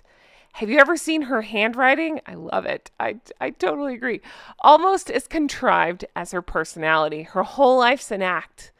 Like all people who are basically hollow, she covers it up with all sorts of gush intermingled with unreasonable demands, including wanting a buffer zone between them and everyone else. That is brilliant and so well said. And I think about their unreasonable demands. Remember when they moved to Frogmore and they put out those demands on like public about walking dogs and not going near them or looking at them or whatever the BS was. It was absolutely ridiculous and really offensive. Okay, but speaking of living arrangements, Lady C goes into, of course, we had heard this before, Meghan had been angling to be offered Windsor Castle. Can I say that and underline that point about 100 million times? That bitch wanted Windsor. Of course she did. Are you crazy? Who do you think you are? Both of them. And then idiot Harry. There's only so many times I can say that guy's an idiot. But truly, that guy is an idiot. Actually, I could say it a lot more. That guy's an idiot. He should know that that was never going to be a possibility. And yet he seems completely clueless. Again, he thinks that she has Diana Stardust and everybody's jealous. So he lives up his own ass. Who knows? But, so she had been angling to be offered Windsor Castle. Can you imagine? Oh my God. That is such a scary thought. Obviously it would never happen, but just the idea of those two in Windsor. Oh my gosh. I love that place. It's one of my favorite places in the whole world. They would destroy it. They absolutely would. Okay. So when it became that apparent that that was not possible, they settled for Frogmore. But according to Lady C, they thought they were getting Frogmore House, not Frogmore Cottage. But can I just say, all right, Frogmore Cottage is gorgeous. They are such spoiled babies. I can't stand them. They spent all that money. What was it, like $2 million or whatever it was to do it up? And they're just so ungrateful. Everything. They're not grateful for any opportunity or anything that they were given. They're awful people. We should be getting paid for this. Your whole life was paid for. You got Frogmore, you ungrateful bastards. Okay, so in his memoir, Spare, Harry's statements are sufficiently, and according to Lady C, doubtlessly and unintentionally equivocal to lend credence that that's what happened, because she goes on to talk about how although they tried to put a good face on things, it was obvious that they were disappointed when they realized they weren't getting Frogmore House, but instead Frogmore Cottage. So a member of their social circle told that to Lady C. So Meghan must have been furious. Plates breaking all over the place. But still, what an ungrateful bee. They complained about not caught, so they got a bigger place and complained about that. I would like to remind everyone, they lived at Notcott, and William and Catherine lived there for a couple of years. Other people have lived there for a long time. They're beautiful properties they're getting for free. And they get to do them up and make them nice, and they're still complaining. They're still complaining about it. Okay. So never once did she indicate that she felt lucky or grateful or appreciative. Again, that's what I'm saying as well. It's just always complain. They do the complain, never explain thing, right? It was, let's see, so Lady C says in her opinion, it was furious acceptance. So the truth is you could see that she felt that Frogmore Cottage wasn't good enough for her. And, yeah, and then Lady C believes that Harry felt the same way. Of course, he thinks that they're rock stars, according to them, royal rock stars. As far as he was concerned, if Andrew could have Royal Lodge, he should be getting Frogmore House. So their fury was then reflected by the press when it was discovered the cost of the refurbishment. So it was £2.4 million. Isn't that incredible? So the critics, of course, wanted to know, why should taxpayers have to absorb this cost when they're given free accommodation? Unbelievable. So Frogmore Cottage is a state-owned building, and yet Harry and Meghan are trying to go in and demand all this privacy and that things like that get paid for. And Lady C points out they should be paying the cost of the refurbishment in return for living rent-free.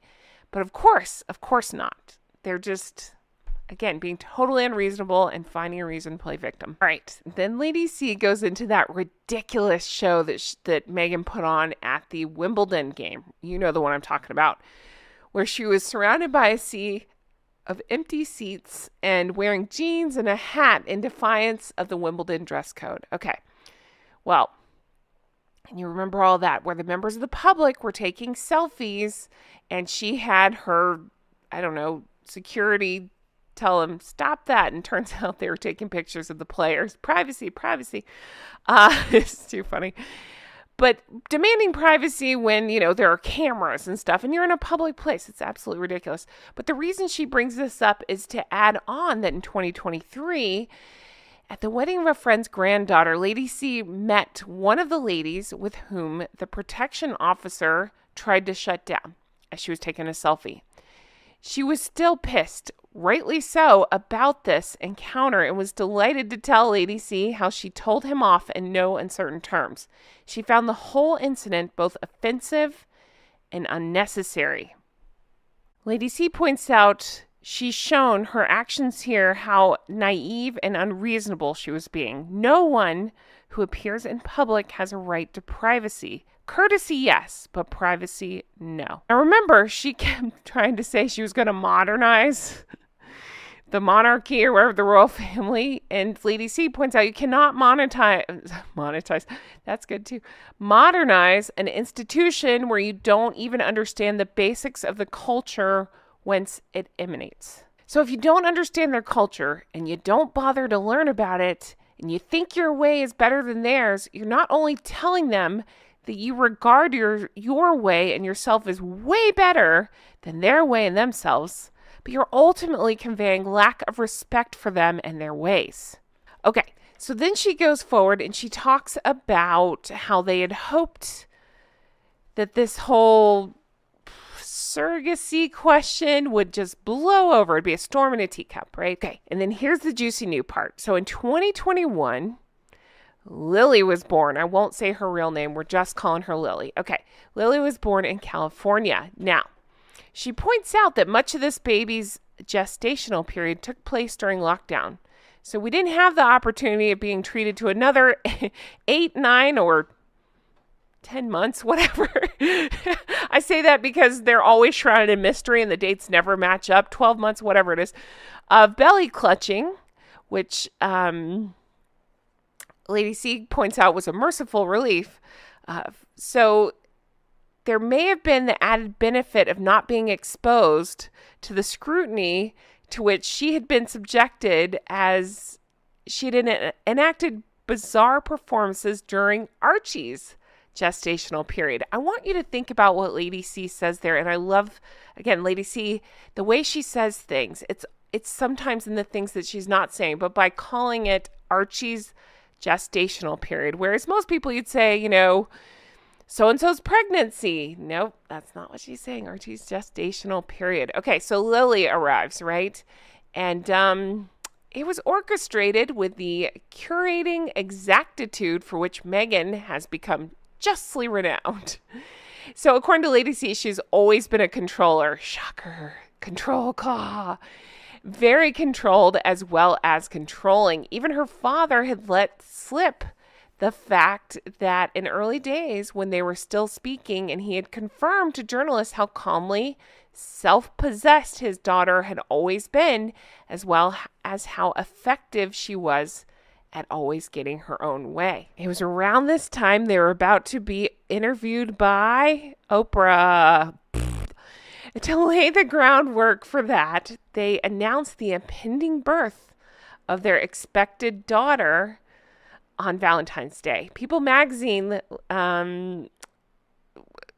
helped because, they always work with People magazine, but she points out other glossies such as Elle, Vanity Fair, and different ones followed. Irrespective of their complaints about British press, who in fact covered the news positively, their publicity machine in the United States was in full force. Their message from their, quote, longtime photographer and friend, the one. Oh, I can't stand that guy, that Misan guy. And I say it like that because the way he treated the twins, the Sidley twins, and their father, Team Kirk. I love Kirk. He's such a nice guy. But yeah, the way he treated him, I'm just not into Misan at all. He's always her lapdog as well, him and Omid both. Okay, so he was declaring that they were soulmates. Of course he was. And it was a privilege and an honor to have their sunshine on everyone. Blech. Much made of their perfect love. And okay, who cares? Let's keep going. So let's see. Thereafter, and after all of this, race would become a destructive and divisive feature in their agenda for about the next 2.5 years, according to Lady C. And I would say, hold my beer, they're still going on. Only after Harry denied toward the ends of 2022 that neither he nor Meghan had ever accused the royal family of the Eastwards. Remember that whole thing? It was the press that did that. Yeah, on Oprah you said because of Archie's skin color he wouldn't get a title. She knew what she was doing. I'm not going back over it. She knew what she was doing. Let's see here. And then Lady C points out, some of the wind had fallen out of those sails, but then it was reinflated in November of 2023 with the publication of Endgame. We know what happens there. I can't with this garbage. Again, not the book. The book's lovely. Lady C's great, but I'm saying they're garbage. Harry and Meghan. They always do this crap. It wasn't us, it was the press. And then, yeah, they contradict themselves constantly. They can't even keep their story straight. Let's see here. Lady C points out there were some interesting things, such as in a photograph. I'm not going to post it because I don't post his photographs because I just don't. I'm not going to, the Misan's photograph. But if you look at them, they are crazy looking. You'll have to use your brain on what you think's happening under that outfit. But the ones that were shown on Netflix, some of those crazy photos. Yeah. Again, Kirk is great at explaining why those make no sense. Check out the Sidley twins and their explanation of that stuff. But anyway, Lacey points out Meghan was meant to be about 5 months into the gestational period, but it looks as if she was 9 or maybe even 10 months pregnant. Okay, so that ends chapter 8, and we're going to go ahead and move on. I'm going to pick it up in the next episode. I just wanted to go through that part because it is so mysterious, and I'm still stuck on the whole birth certificate of it all. I find that so odd, but also frightening to see how much plotting was going on, how much covering one's asses was going on, and the manipulation of what I believe is manipulation of the public, and just all of it, and still at every turn planning to throw the royal family under the bus. It's kind of crazy to see, but I want to thank you guys so much for sticking with me. I hope I wasn't too choppy in this part. It was just kind of hard to go through. Lady C is a wonderful writer. Sometimes her words are like, whoa. So I have to break them down and explain and try to figure out, what exactly she meant when she said things, because she's very thoughtful in the way she explains things.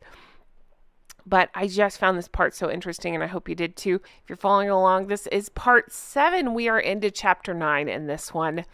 And again, I'm mostly trying to focus on the new bits of the book, but she just writes so well and I'm enjoying it so much. Sometimes I get bogged down in some of the details. I just love discussing them with you all. And I appreciate everybody's response. Sorry, I just looked up and saw this picture. I'll explain that in a minute. I appreciate everybody's response and your lovely comments that you're enjoying this book so much and our thoughtful discussions of it. And that just means so much to me.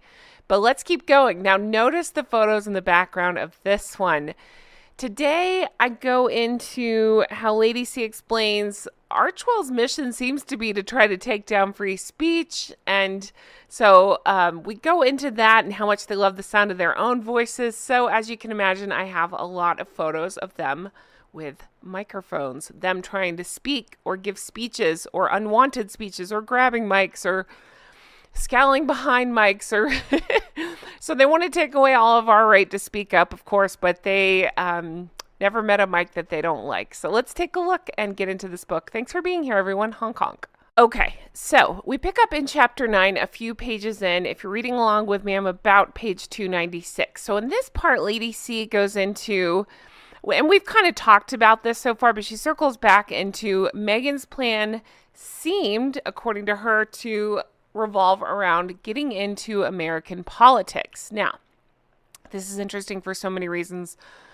least of which is what would happen with the titles and all that, and just how diluted, well, I would say the two of them are in terms of how they think their popularity is and the fact that they think that this is even an option. So Lady C explains that she doesn't name the person, but she says a well-known Democrat with whom she'd been friendly for decades confirmed in, it was the later part of 2023, that so many shared the sentiment that she would just muck things up and that she was delusional, well, about everything, it sounds like, and she needed to alter her attitude. So the same person ended up telling Lady C how persistent, again, the ambitions and delusion of Meghan were when Dianne Feinstein was fading in 2023. Meghan evidently envisioned herself as the ideal replacement for the celebrated Californian senator. Okay, so I remember this too. Do you remember this? That was one of the so many reinventions of herself, and then there was a rumor, in my opinion, that she had spread around that she would be trying to insert herself in that role. And anyway, so of course nobody was having that, and it never went anywhere that any of us could tell. But it's just kind of funny that according to Lady C, even behind the scenes, yeah, even the politicians can't stand her. That's saying something. It doesn't matter which side you're on. I can't stand politicians. And I think Meghan has a lot of those qualities, you know what I mean? But it says something if they don't want to have anything to do with her. All right, so moving on, she says that Hollywood doesn't take any more kindly to failures than Gavin Newsom did. So she goes on, Lady C goes on to explain that it's box office poison, basically Harry and Meghan. And by December 2023, again, highlighting that this is an additional part of this book, because just a reminder, her previous book ended around 2019. I believe that's when it went to publish. But December 2023, Meghan's unpopularity had spread to such an extent that she and Harry were voted, now remember this, the two biggest losers by The Hollywood Reporter. My question for you all, who do you think she called the S-words when that article came out? Are they just so up their own you-know-whats that they just see things like that and they think, oh, yay, we got press. Oh, it's wonderful. They love us, Harry. Harold, whatever. Oh, my goodness. All right, so Lady C continues on that before Meghan crossed the Atlantic, taking her failings with her, many of the people at the palace who had ultimately developed low opinions of her had initially been optimistic with her inclusion in the royal family. So again, it goes back in the face of everything she said. She's like, oh, nobody was nice to me and accepted me. And it sounds like, of course, as we know, it couldn't have been further from the truth. We all rooted for you, to quote Tyra Banks. But then she acted like an a-hole, and her husband's an idiot, and he also is an a-hole, so they ruined it. And allow me to tell you my favorite part of this chapter. Ready for this? So this is a conversation that Lady C had with one of the people at the palace, okay? Who, again, had high initial hopes, but then realized that, yeah, that's not the case. We misjudged her, one courtier told me. We thought she was more open-minded than she is. You ready for this? She's bright, but she's not as clever as she thinks she is. She's so up her own bum, yep, that's exactly what it says, that she miscalculates at every turn. She has a real gift for making enemies of people who want to be her friends.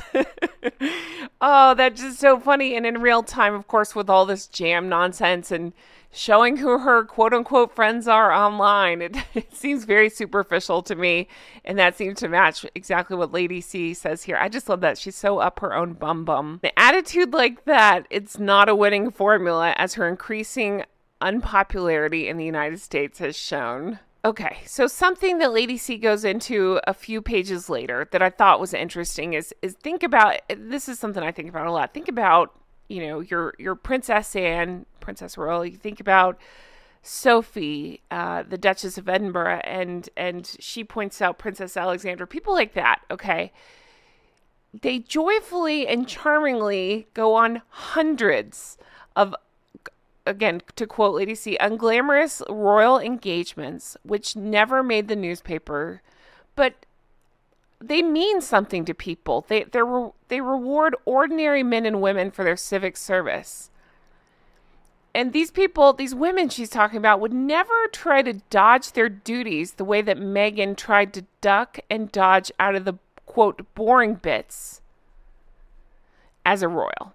Then she goes on to explain that Meghan had no interest in doing the bread and butter stuff. She wanted the glamorous things, the glamorous photo ops. She wanted the drama of popping into soup kitchens and visiting survivors of disasters. So think about that, because I do constantly. It's not that I'm at all surprised by this. It's the opposite, but I love your British slang so much. What a cow, right? What a cow.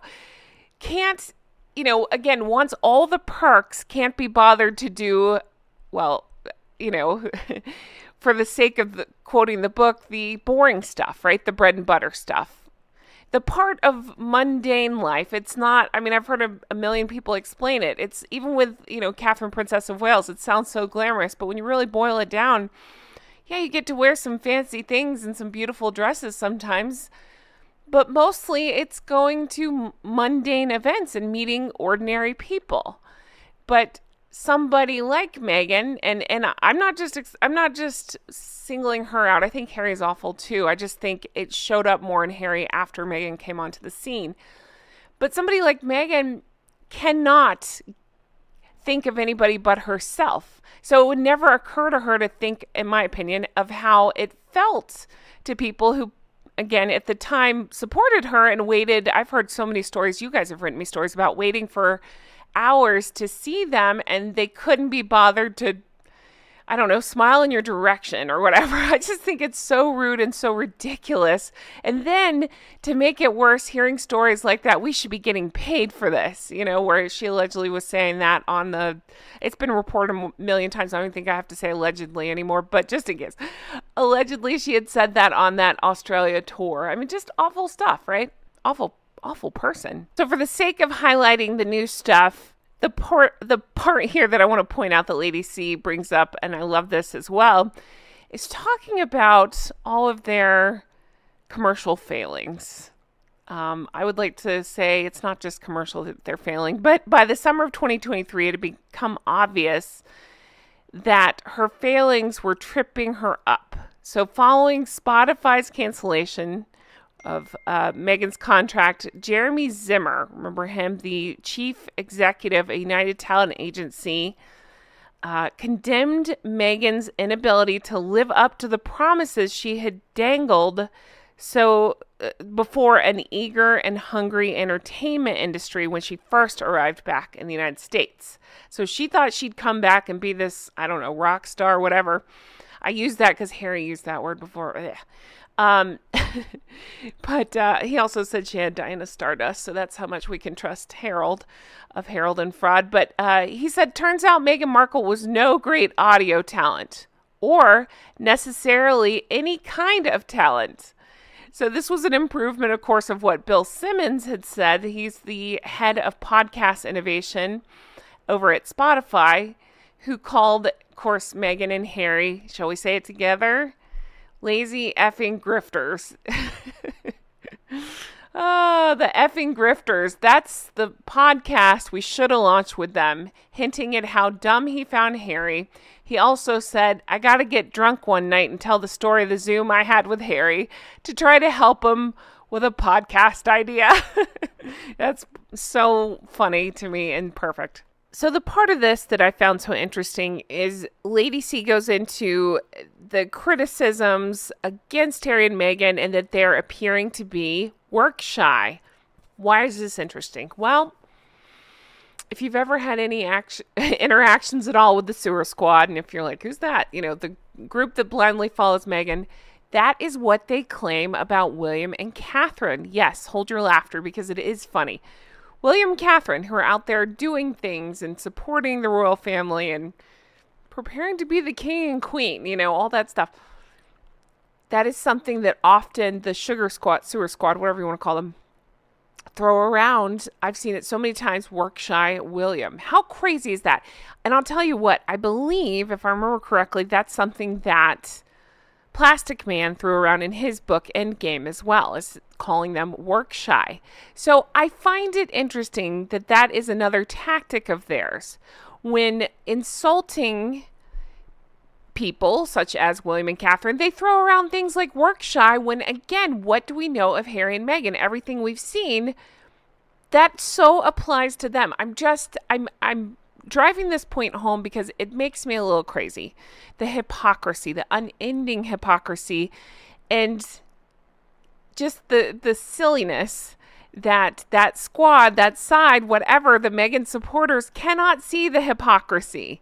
That those two, as they were called, lazy effing grifters, have the nerve to throw that term at anybody else is absolutely ridiculous. And again, par for the course with these two. Now, continuing in on chapter 9, Lady C goes into that same Plastic Man book, Endgame. God help me, I did cover it. If you're looking for it, you can go find it. It's awful. Don't read it. But she points out, and by the way, she calls Omid propagandist in chief. I think that's a great name for him. But she points out that Catherine seems to be Meghan's, quote, pet hate. And I think that is putting it nicely, but I get what she's saying.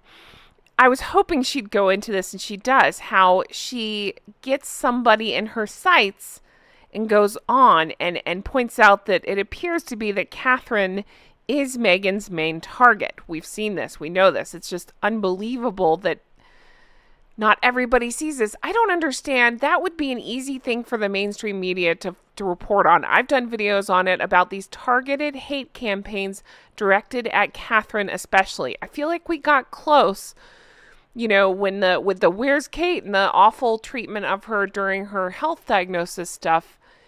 But nobody, I'm not talking about YouTubers, we dug in, but nobody from the mainstream media wants to dive into this stuff, and I don't understand. They appear to be afraid of doing that, and it's right there, and I wish somebody would. And I know people like Dan Wooten are trying, but I'm saying somebody that would have more eyeballs on them. You know, I need them to dig in. If I can figure this stuff out, anybody can. You know, you can go in and do the research and find these, again, these targeted campaigns, these patterns, whether it's trying to steal focus from her birthday. It sounds so silly and trivial, but it's an ongoing thing, to throwing jabs at her with calling her horrible names and stuff in the books and trying to get that to spread around, to tales of basically trying to belittle Catherine for not sharing her lip gloss. Again, it sounds petty, but these things add up all the way up to the giant stuff, like accusing her of being the Istward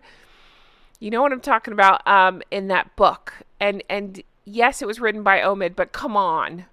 They sure as shit didn't try to shut it down, so that tells me they're complicit. Probably goes without saying, but I'm going to say it. They're the world's biggest victims on everything, and yet while playing victim, they're actively going after people like Catherine, Princess of Wales, and in his case, William, Prince of Wales. It's absolutely ridiculous and disgusting behavior, and again, why I think it's important to have these conversations like going over this book. So again, the additional part of this book that was added in this section is going on about his stupid book and talking about, of course, Plastic Man's book, and how they named the supposed ist words. And if you're new here, I say it like that because YouTube doesn't like certain words, so I get around it by saying that. Certain ist words, think about massage, race, things like that. Anyway, you know who they're talking about in the Dutch edition of the book. And she points out that the person that they blamed, Saskia, is a well-respected translator, and they accused her of a, quote, mistranslation, and that he never submitted a book that had those names in it. And I said at the time, that makes less than no sense. He's full of shit. He's doing that to cover his A, obviously, but it's not a mistranslation to add some names. The names are either there or they're not. That is bullshit. BC points out that anyone with the slightest knowledge of how publishing works can see this was obviously a setup. It was how they got the names out there in the public domain. It's the same thing that we all, called at the time, but it's a good reminder of how dirty they are, talking about Harry and Meghan and Plastic Man, everybody in that crew, and how awful, and how, again, it's more evidence of trying to cause chaos and hurt wherever they can. It's not that they want freedom, they want destruction. Lady C she makes a very astute point to point out that because Plastic Man put out this information, it's a way for Meghan to allegedly try to get this information out without having her name on it, and by keeping her word that she gave on the Oprah interview that she would never reveal the identity of the person who expressed concerns about, that bullshit. Because it would be, quote, too damaging, right? So this is her way of keeping that. I point this out, we know this, but it's just a reminder of how, again, double dealing, dirty, awful these people are. My other favorite part of this section appears on page 303 when Lady C goes into why might it be that Meghan targets Catherine so much. We know why. But she points out that, let's see here, it was by now painfully apparent to all but the most delusional that much of the competitive Meghan's bile was reserved for Catherine, who by common consent on both sides of the Atlantic was more popular, better behaved, better dressed, better looking, with a better figure, and was an exemplary representative of royal virtue, as opposed to Meghan being the ideal of what not to be. That right there is why I love Lady C, and I wanted to just bring you that little section. Again, I do encourage you to buy the book. I purposely tried to summarize some of this stuff so it's not totally spoiling it for you in case you want to read it, but I want to give you the highlights, and that is one of the highlights for me because she nails it there. She goes in to say that Endgame book by Plastic Man was just, it was an obvious attempt at boosting Harry and Meghan at the expense, in my opinion, especially of Catherine and William, because they really put those two down. But I mean, it was all of them, honestly. And I feel like that's a continuation of Spare. It's exactly what Dum Dum pictured here was trying to do as well. So for the sake of skipping ahead a little bit, we're going to keep going because I want to get into some more new stuff she covered. Later in this chapter, she goes into Archewell. She goes into the 2022 accounting of Archewell. So before, remember, they had been trying to paint themselves as a very, lucrative, I don't even know what to call it. Lady C kind of explains it. I still don't fully understand it, so I won't even try to explain it here. But it's kind of a mix of, or it paints itself as being kind of a mix of a nonprofit and a profit-making commercial enterprise. So, and the reason they do that, Lady C believes, is it then gives it a degree of latitude, which if you were just a straight up nonprofit, you wouldn't have the same benefits. Nonprofits in the U.S. are technically privately funded charities to which the public does not have access to make donations. They're strictly forbidden from engaging in political activities or activism. But then Lady C points out Archwell plainly does do that, and so she points out it's a breach of the law, but I think what she's trying to say is that's why it mixes itself as a nonprofit and a profit, so that way it can skate by some of these issues. So that's interesting to keep in mind. A reminder, in 2022, the accounts were showing there had been 2 donations of $1 million each. Now this came off of a really big year before, and then you can see how it's plummeted. And it's weird. I'm not going to pretend like I fully understand it, but in a nutshell, it sounds like to me, the Lady C is pointing out the numbers just don't make sense. How can you have $2 million donation and then it says the investment income was an astonishing sum of $4,000, which meant no sooner had the accounts been filed the previous year, the declared millions had been promptly moved out of Archwell's bank account. She points out that the minimum U.S. Federal Reserve interest rate had been around 2.16%, which means that the largest sum that Archwell had in its account over the preceding 12 months had been $200,000. So where did the millions go? And that's such an interesting question. I wonder the same. I'd love to speculate all day long. I have my guesses. If we're playing a hypothetical game, I would assume Meghan's stupid wardrobe, Meghan's stupid costs, whatever this jam business is, who knows? But the other point that she makes is something that I had talked about before, and I know a lot of other YouTubers have. I find it so interesting. And again, to underline the point of hypocrisy, what do those two preach on and on about, right? Feminism and equality and, all the buzzwords that diversity, things like that. And yet all 3 senior executives are white. And the only female, as Lady C points out, is on a substantially smaller salary than her male counterparts. How can you explain that? You can't. The senior strategic advisor received $140,000, while the co-executive director, this is the lady they're talking about, Shauna Knepp, who Lady C points out her responsibilities seem no less weighty than her male colleagues, was only on about $92,000. So again, versus about $140,000 on somebody with a similar position. So it's just, again, further hypocrisy. And then the weirdest one is that James Holt, they increased his salary by 280%. So he went from making less than $60,000 to $227,000, but was also gifted a $20,000 bonus, according to Lady C. And I remember hearing this at the time and thinking, what? What is that about? I would love to know the ins and outs of this. And I know there was some sort of, was it French documentary or something? I never ended up watching it. Did any of you watch it? Curious about the workings here, because that math ain't mathin'. And again, their words are not matching their actions. Don't worry, Lady C is on this. She points out another weirdness. Think about this. So Archwell is on file for having only made 17 donations during that tax year.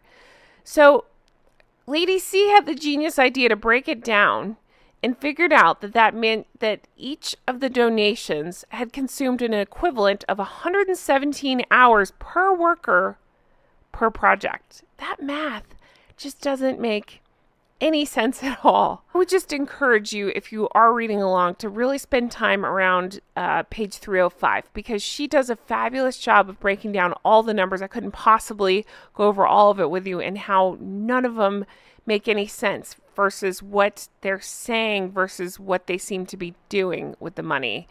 And again, why aren't people investigating? But the most interesting part to me is about how Archwell Foundation spent over $300,000 more than they had received in donations in 2022.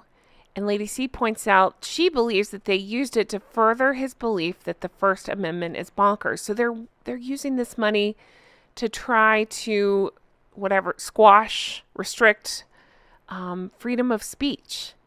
And not just with the mainstream media, but also, as we know, local media as well, YouTubers, etc. So again, it absolutely makes me sick. In the same breath, I'm showing you examples and I'm talking through how disgusting it is that they have bashed the entire family. I think about the way that they treated Her Majesty the late Queen and bashed the entire royal family under their freedom of speech, and yet anybody tries to speak up about anything they don't agree with, they're the first ones there to say and try to throw money at whatever to shut things down because they don't agree. I think about how Lady C pointed out a little bit earlier in the book about how they tried to do that with the alleged moon bump of it all. It just shows what we're dealing with and why these two have to be shut down and why we have to keep talking about and calling out this stuff that they're up to. Because it's more than just, these two are arrogant pricks. These two are dangerous. And I don't usually go this deep into it for risk of sounding tinfoil hat, but I really am seeing more of it and feeling it about how they try to shut people down that don't agree with them and how dangerous that is. And then, she threatens us with trying to get into politics. I don't believe it'll ever happen, but it's just the idea of it, and that this arrogant prick comes over here to America and thinks he's going to get involved in it too and try to shut it down because people are criticizing him. I say it lightly, the ego on these two, but the ego on these two, what is wrong with them? So Lady C points out it is her belief that the Archewell Foundation itself, while declaring whatever it is, it's charitable or philanthropic or whatever, that it's actually a political activist entity whose real purpose is to reshape the means of communication throughout the entire world by imposing restrictions it deems desirable. Isn't that scary? Again, it goes back to limiting freedom of speech, interfering with citizens' rights, trying to control communications. And again, if you don't know this stuff, it's easy to dismiss this as tinfoil hat stuff, but it's not. When you look into it, she's spot on, and it's frightening. It really is. They should not be anywhere near anything important. Luckily, a lot of us can see through their bullshit, and they have no power or influence, but it is frightening how the idiots, try to sway things with money and what they think, power. I'm using quotation marks because I don't think they have power, but you get what I'm saying. They're trying to influence things, trying to shut down people that disagree with them. Awful. It just seems scary and dangerous, if you ask me, and it's more reason why they need to be shut down. And I get freaked out when I go into, again, circling back to the Catherine stuff, how much, in my opinion, Meghan has tortured Catherine since she came into the family. It has been her mission to try to take down Catherine, and that aligns with what Jason Knopf says. Do you remember in that bullying report stuff, he said something along the lines of she picks a woman, puts her in her sights, and tries to take her down. I believe that's the case for assistants and probably rotates who she's torturing, in my opinion, but again, with Catherine, it seems to be a full-time obsession, and it is frightening. All right, I'm going to end this here because I can feel my blood pressure rising. We will continue on this book, and we will wrap up this book eventually, but I'm really enjoying this walkthrough, and I hope you are too. Enjoyed this. So today will probably be our final episode. We'll see how we do, but it'll be chapter 10, and then we have the prologue, and then we have something called plates. So we're going to take a look at all of that, discuss it, and wrap this up. I've so enjoyed covering this book, and I hope you have enjoyed it as well. Again, I've skimmed through parts as I wanted to hit the highlights. You can find my complete coverage of the original book in a separate series of videos. These are the highlights of all the new stuff added. I do recommend the book, as there are parts where she really spends more time than I have explaining things. But again, it's her work, so I'm trying to summarize as much as I can rather than read directly from. And I can't say enough good stuff about it. I really have enjoyed it. It's obvious she's put a lot of work into this. I was disappointed when Tom Bauer re-released his book because there really wasn't anything too juicy added. This has been all kinds of juice added, and I've really enjoyed it, and I hope you have too. But let's dive right back into this. What is this? Part 9 of the series, and we'll finish this up. Thanks for being here. I'm Jen. Honk honk, everyone. This time we're picking up on chapter 10, and I've called this part of the book Royals for Sale because Lady C goes into Megxit. Now remember, the original book came out in like 2019, so a lot of this, of course, has been added on since. Talking about Harry and Meghan and the good they thought they would do, and by that mostly financial gain that they thought they would make by leaving the royal family, and what a flop it's been since then. And when we talk about this, please do look at the pictures in the background, because this time I decided to focus on the ones where she's the center of attention and he's a pouty bitch. So enjoy that. Mostly you'll see her like Cheshire catting the camera and he looks miserable. So let's talk about that. But all right, let's keep going with this book. But I got the Royals for Sale because of a line out of this part of the book. I mean, to put it simply, Lady C states they became royals for sale, and after a while, royals with little to offer except themselves, and those selves have proven to have diminishing desirability. I think that's really funny and interesting to see play out in real time, because again, we're in the midst of this, she's selling jam of it all, right? I just keep thinking about that, the jam, going from the royal family to selling jams and claiming to want to do all this good, but it seems to be more about financial benefit and nothing else is working, so she's selling jam. I truly don't understand how her ego is where it's at when you really look at how far they've fallen. And same with him too. I mean, he's still a smug prick as ever. And I really don't understand why or how. So the other part of this book that I find so fascinating is how Lady C explains exactly what we've all seen. Basically, in the years since they've left, they've been, quote, mining Diana's legacy for all it's worth. So basically, they keep bringing up his mother's death, and as a result, they've been accused of, quote, besmirching her memory. So Lady C goes into Meghan she's been accused of forging links where there appear to be none.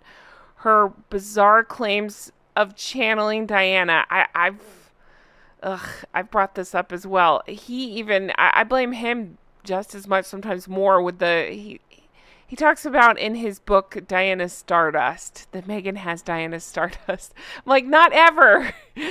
I just don't understand how he can be this idiotic and blind, apparently. But I guess this ties into how they'll do pretty much anything for money. And so Lady C's pointing out, including, again, mining his mother's memory for all it's worth. And the point that's being made here, and the point that I've brought up as well, is that by doing this, what he's trying to do is gain public sympathy and then, trying to target the cold royal family and all this. But what's happening is Diana's legacy is becoming questioned.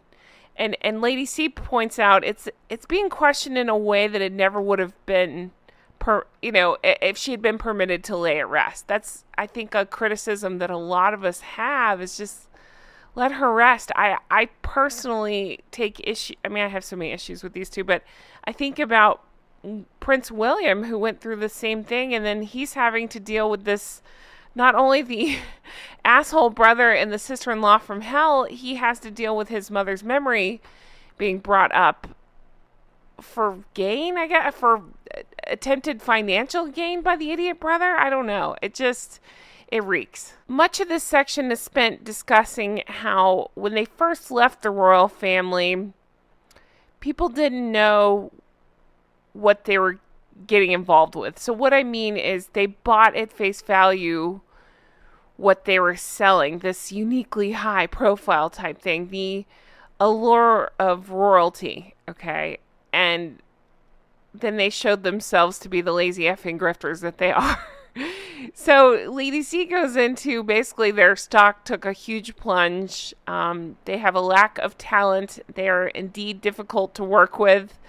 And apparently at first it was not as apparent as it is now. I would say a lot of us saw it, but I get what she's saying. But they just continue to expose themselves over and over. And they did it, of course, from everything from Oprah. We know everything they did, but it's continuing with the daily barrage of headline-grabbing trivia and, as Lady C puts it, wrapped up in a package of self-serving victimhood. That so nails it for me. Okay, so they're always going to have these admirers, and Lady C points out often it's among the young, quote, ignorant, unsophisticated, or naive. But even those numbers seem to be dwindling. The more you sell yourself out, the less desirable you become. You know, just thinking about this, what pops into my mind, I get stuck on those parking lot pap walks. I think there's so many ridiculous moments, it's hard to pick a favorite with those two, but I really think the parking lot walks have to be, well, I'd say the parking lot walk covered in stickers has to be one of the lowest of the lows, like walking around. Remember, she was trying to sell herself as the face of Dior around that time and covered herself in stickers and was potentially trying to sell those. I don't even know. I'm guessing was paid by the company maybe to try to sell those. It's just so ridiculous. And as a shock to no one, Lady C points out that the whole move to begin with was engineered by Meghan, and by Harry's own admission, she, quote, opened his eyes to the fact that he was trapped, but he had not seen it. Thank God for Meghan, right? I'm sure he says that daily. That guy was worth $50 million. Actually, it would have been more, but that's about the figure that Lady C has, about $50 million, and then points out all the things that they would have gained staying in the royal family. Now, I'm not suggesting they should have stayed. I'm glad they left, personally. But just to... She says that to point out, they even talk about seeking financial independence at $50 million. I can't wrap my head around those numbers. I would like to seek financial independence with $50,000. I don't know about you guys, but that would help. Just incredible when you see it pointed out like that and in print like that. Like, oh man, they really are. It's not about helping anybody, because if they had stayed, they had the opportunity to do that. It's about helping themselves and being obscenely wealthy. Another favorite passage of this section comes on page 415, again in chapter 10, where she points out that they are, quote, whining, complaining ingrates who are unappreciative of their good fortune while also being grossly insensitive, self-centered brats who are unrealistic enough to expect sympathy for their puerile problems from people who on a daily basis had to contend with far more real problems, such as finding the money to put food on the table, oftentimes by having to work unsatisfying jobs while struggling to juggle the demands that survival made upon them. I thought that was so well said, exactly embodies how so many of us are feeling. Shall I say that again? Whining great. They're whining, complaining ingrates who are unappreciative of their good fortune while being self-centered brats. I think that's so well said and exactly how I feel about the both of them. Therein lies exactly what she's talking about in this chapter, about how they're failing catastrophically because, well, of issues like this. Nobody wants to hear people who had everything whine about what exactly we're not even sure. Whine about everything. It's so crazy. I mean, by their own admission, which they've changed a million times, they called the damn thing the freedom flight, right? So they act like they're escaping from this thing, and then it's been a nonstop whine fest ever since, and trying to make as much money as they can. by telling these same whiny stories and trying to get people to feel sorry for them. So I don't understand how they think that is a long-term enduring thing. I agree with Lady C that at the beginning it had a certain, like, what are they going to say? What are they going to do? But at this point, they've said it. They've done it. I think their popularity ratings, or lack thereof, speak volumes. And to further drive this point home, which I love so much, Lady C points out that, quote, Walmart Wallace, as Meghan is now known, can't even land a deal promoting Walmart. Again, I go back to, it's been 4 years. What have they accomplished? I keep seeing these rumblings. I never can find exact proof, but I'm tending to believe that they've come to an end, or they're about to come to an end of their deal, or her deal with WME. And what do they have to show for it? What have they accomplished? Nothing but a bunch of false starts that, in my personal opinion, I believe were started by Meghan. Again, I go back to the Dior of it all. That's a prime example. Putting out these rumors that Dior wants her to be the face, to the point where Dior had to respond and say, no, not true. But that's one of a million examples. Think about, well, again, in real time, as I record this, we're finding out that all these articles about this Limonada thing of hers, this podcast revamp, which is such a nightmare of an idea, by the way, because it flopped so bad the first time.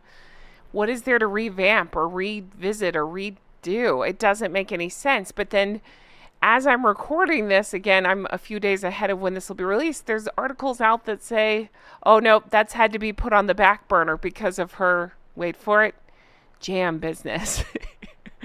Oh, you can't make this stuff up. It's just so silly at this point. So to further summarize this part of the book, Lady C wonders, as do I think a lot of us, will they stay together? Will they not? She doesn't go too hard into that, but she does suspect that regardless, of course, Meghan will try to basically cling on to Archewell and make that more her thing, and maybe tie it to some I'm paraphrasing here, but tie it to some causes, not to actually potentially, in my opinion, help people, but more to elevate herself or tie herself, to certain people, trendy things, right? To get her name out there. That wouldn't shock me at all. She doesn't go into this speculation, but I'm going to speculate, as I've pointed out before. I suspect they will separate sooner than later. And then we'll get Meghan's book, How I Survived, or whatever the hell it's going to be, like some sort of victimhood tale, and she'll use Doofus's own admissions in his book Spare against him. You know what I'm talking about, substance issues against him, mental health issues, things like that. I just, again, it's not going to help her at all. It's not going to help him, and who cares? I mean, they're a disaster of their own making. I'd feel sorry for them if they weren't such shitbags the entire way. I mean, again, they brought it upon themselves. Also worth noting, as we wrap up this chapter, is Lady C refers to Harry as a morose wet rag. Without Meghan around, there are recognizable glimpses of Harry pre-her. She points out that he can be engaging, lighthearted, seemingly enjoy himself. This is evident, and she points to in September, that Dusseldorf Invictus, before Meghan got there, he seemed to be happy. And then again, once she arrived with her milkshakes, remember that whole BS story, he hung back, quote, like a limpet. Okay, let's talk about the part I don't want to talk about. As this book is wrapping up, Lady C drops another bomb. And I hate even dancing around it because it's despicable. But know that at the end of this book, it is put out there and hinted at. Because Lady C does a good job of protecting her sources. She says she doesn't want to be Harry and Spare, where he just throws people under the bus. So I appreciate that about her. But to relay this story is hard, but I'll give it a go. In a nutshell, this person, whomever they are, with good connections to both Harry and to Lady C, again, according to Lady C, phoned her up and explained why Meghan can never see her father again.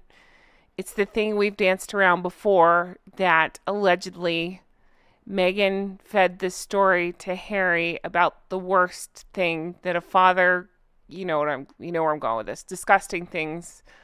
It sounds like accusations of a father, what they could do to the daughter. You know what we're talking about. It's horrible. I don't even like putting it out there, but the reason I bring it up is because it is a part of this last section of the book, and basically it explains why there's so many reasons why I believe she clings on to Doria, but she has to cling on to Doria because she can never be back around Thomas, and because Harry believes this alleged tale of what happened. So that's it. She can never make up with him. It's icky, for lack of a better word. I don't want to talk about it. I don't even want to put it out there. I will just say it's not shocking to me. I've talked about before. It's my opinion, my belief that that's exactly what she will say when he passes, and no, you know what I mean, and he's not around to dispute things. Again, it could further go in her victim book. I don't know that she writes after she leaves Harry. The whole thing is really gross, and I don't even want to go there, but I do feel like it's important to bring up because it is a bombshell at the end of this book. I don't know how to switch off of that, but we're going to try. Another interesting tidbit is that Lady C, of course, seriously doubts the dollar amounts that have been thrown around in regards to their big deals. She doubts the hundreds of millions from Netflix, as do I. Nor tens of millions from Spotify. And she points out that Spare was most likely a financial success for him. She doesn't believe it actually was for Penguin Random House. And she just doesn't believe that that the numbers broadcasted about this, like making millions, actually happened. Then the book ends with Lady C pointing out that, people that were supporting Harry and Meghan, or not anti, I guess is a better way of saying it, were hopeful that when they did, the Megxit of it all, that they would find some success. And then Lady C points out that, character is destiny, and the results, it ended up being more dreadful than even a pessimist could have feared. So that's how that ends. And then we get the epilogue, and she did a great job here and talks about them. I mean, they opted for being perpetrators of destructiveness while posing as victims. They hide behind these vague, unsubstantiated claims of Istwards in the royal family. They allowed others to fill in the blanks so that way it would cause maximum damage, and they conflict themselves often, right, with their statements. She goes on to say, had there actually been, to quote Harry, unconscious bias, then the only way that they should have proceeded would have been to address it privately. If they actually had the intention of positive race relations, they could have handled it. That's not what they're trying to do. It's more about playing victim and making money. Here they were publicly showing how pissed they were that the press dare speculate about Meghan's behavior, right, in the bullying reports and everything else, and yet they run to the press. We know this. It's the same. It doesn't make any sense. They contradict themselves at every turn, but they run to the same press they pretend to hate and air every made-up grievance ever. Let's talk about something interesting that comes up in the epilogue. Talking about Lily. All right. She does go into the name thing a little bit. That's not really new information. It's basically what we all suspect, which is they didn't get permission for that name. They duped the queen and made her believe that they could potentially name it Elizabeth, something along those lines, right? But then, lo and behold, took the other name. I refuse to call the kid that, so I'm calling it Lily. All right, let's talk about Lily. The interesting part of this epilogue goes into something I didn't realize, which is after Lily was born, which they were able to avoid some speculations this go around. Remember, there were speculations as to what was going on under those dresses, that bump that Meghan wouldn't let go of. What's happening there? Well, with the thing that happened in 2020, they were able to kind of hide out a little bit more. She points out the interesting thing, the biggest things to draw question marks to the Lily situation are the pictures that idiot friend of theirs, photographer that came, I'll never forgive that guy for coming after the Sidley twins' dad. That guy took some pictures, and that's what led to speculation saying, what the hell's going on under her dress? Because if you remember, I'm not even going to show the pictures because they belong to, I'm not going to get into that. Anyway, but that she's like wildly pregnant laying down under that tree, right? And then come to find out she still had like 4 months to go. It doesn't make any sense. You can't make that make any sense. They just think, in my opinion, whatever's going on under that dress, they think they can outsmart everyone. But now, finally, other people, we've seen it for a while, but other people are starting to see it and go, what? That doesn't make any sense. It doesn't make any sense at all. And then to me, I'm digressing here on going on this tangent. Think about Spare and his coverage of it. I talked about this. Like, it doesn't make any sense. The birth stories don't make any sense. All right. But continuing on, the interesting part to me is this. So they put out this message saying, yeah, our daughter was born, all this stuff. Okay. Well, then the palace put out, let me find it and read it to you. Here we go. The formal announcement. Okay, ready? The Queen, the Prince of Wales, the Duchess of Cornwall, the Duke and Duchess of Cambridge have been informed and are delighted with the news of the birth of a daughter for the Duke and Duchess of Sussex. So think about that. So they're delighted with the news of the birth of a daughter for them. So that wording, all right, I have to dance around this. No, I don't. Allegedly, right? Allegedly, if they used a surrogate, then that is interesting wording that would match the possibility of if they used a surrogate. I think that's so interesting. I never paid attention to that wording before. Maybe that's on me, but did you guys know that? So with the news of a birth of a daughter for the Duke and Duchess of Sussex, maybe I'm putting too much emphasis on that for, but that sure is interesting to me. Well, according to Lady C, Harry and Meghan went ballistic because it possessed the undeniable implication that the baby had not been born to Meghan, but had been born for the couple. Dun, dun, dun. I need to know all the details. Is that what happened? No, I don't mean I believe in the surrogate thing, but I'm saying like, that's interesting if that wording's on purpose, and Lady C believes it is, and now I'm inclined to think so too. To take an even more interesting view of this, think about this. Okay, so Meghan was trying to claim that she had been forced to change Archie's birth certificate. And she, according to Lacey, she was very cleverly setting up the situation so down the line she could claim the royal family had been complicit with this cover-up that they knew nothing about. You see where I'm going with this? If this surrogacy happened, then they had been, she can then claim, oh, they knew about it, but by them stating it like this, they're trying to separate themselves and no, they're not cooperating with this situation. Basically, it's explained that Meghan played this out and then hid under HIPAA rules.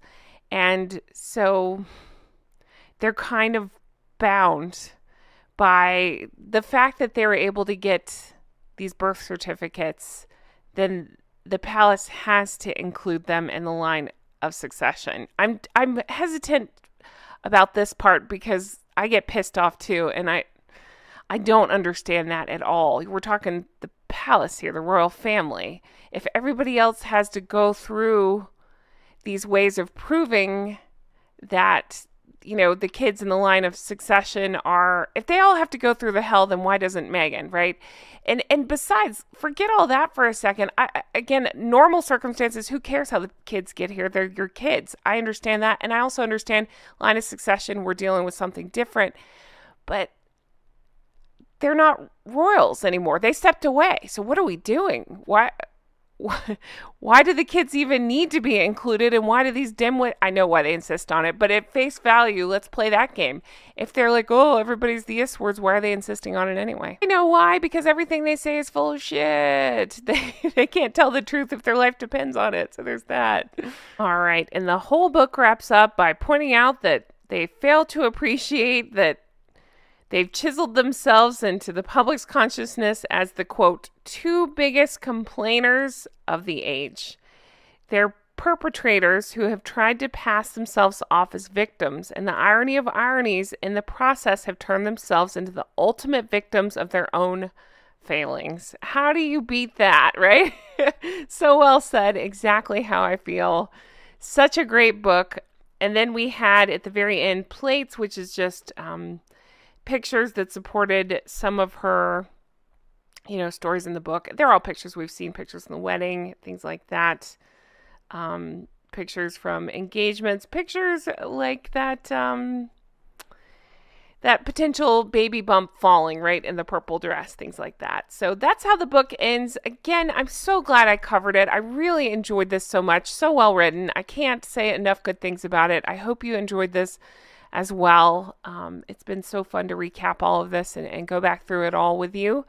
I will put together a super cut of all the chapters in case you want more and you want it all put together. I will do that. So look for that. Otherwise, thank you guys so much for being here. If there's another book you want me to discuss, leave it in the comments. I can't wait to bring you more stuff like this. I hope you all have the best day. I'll talk to you again soon. Bye-bye.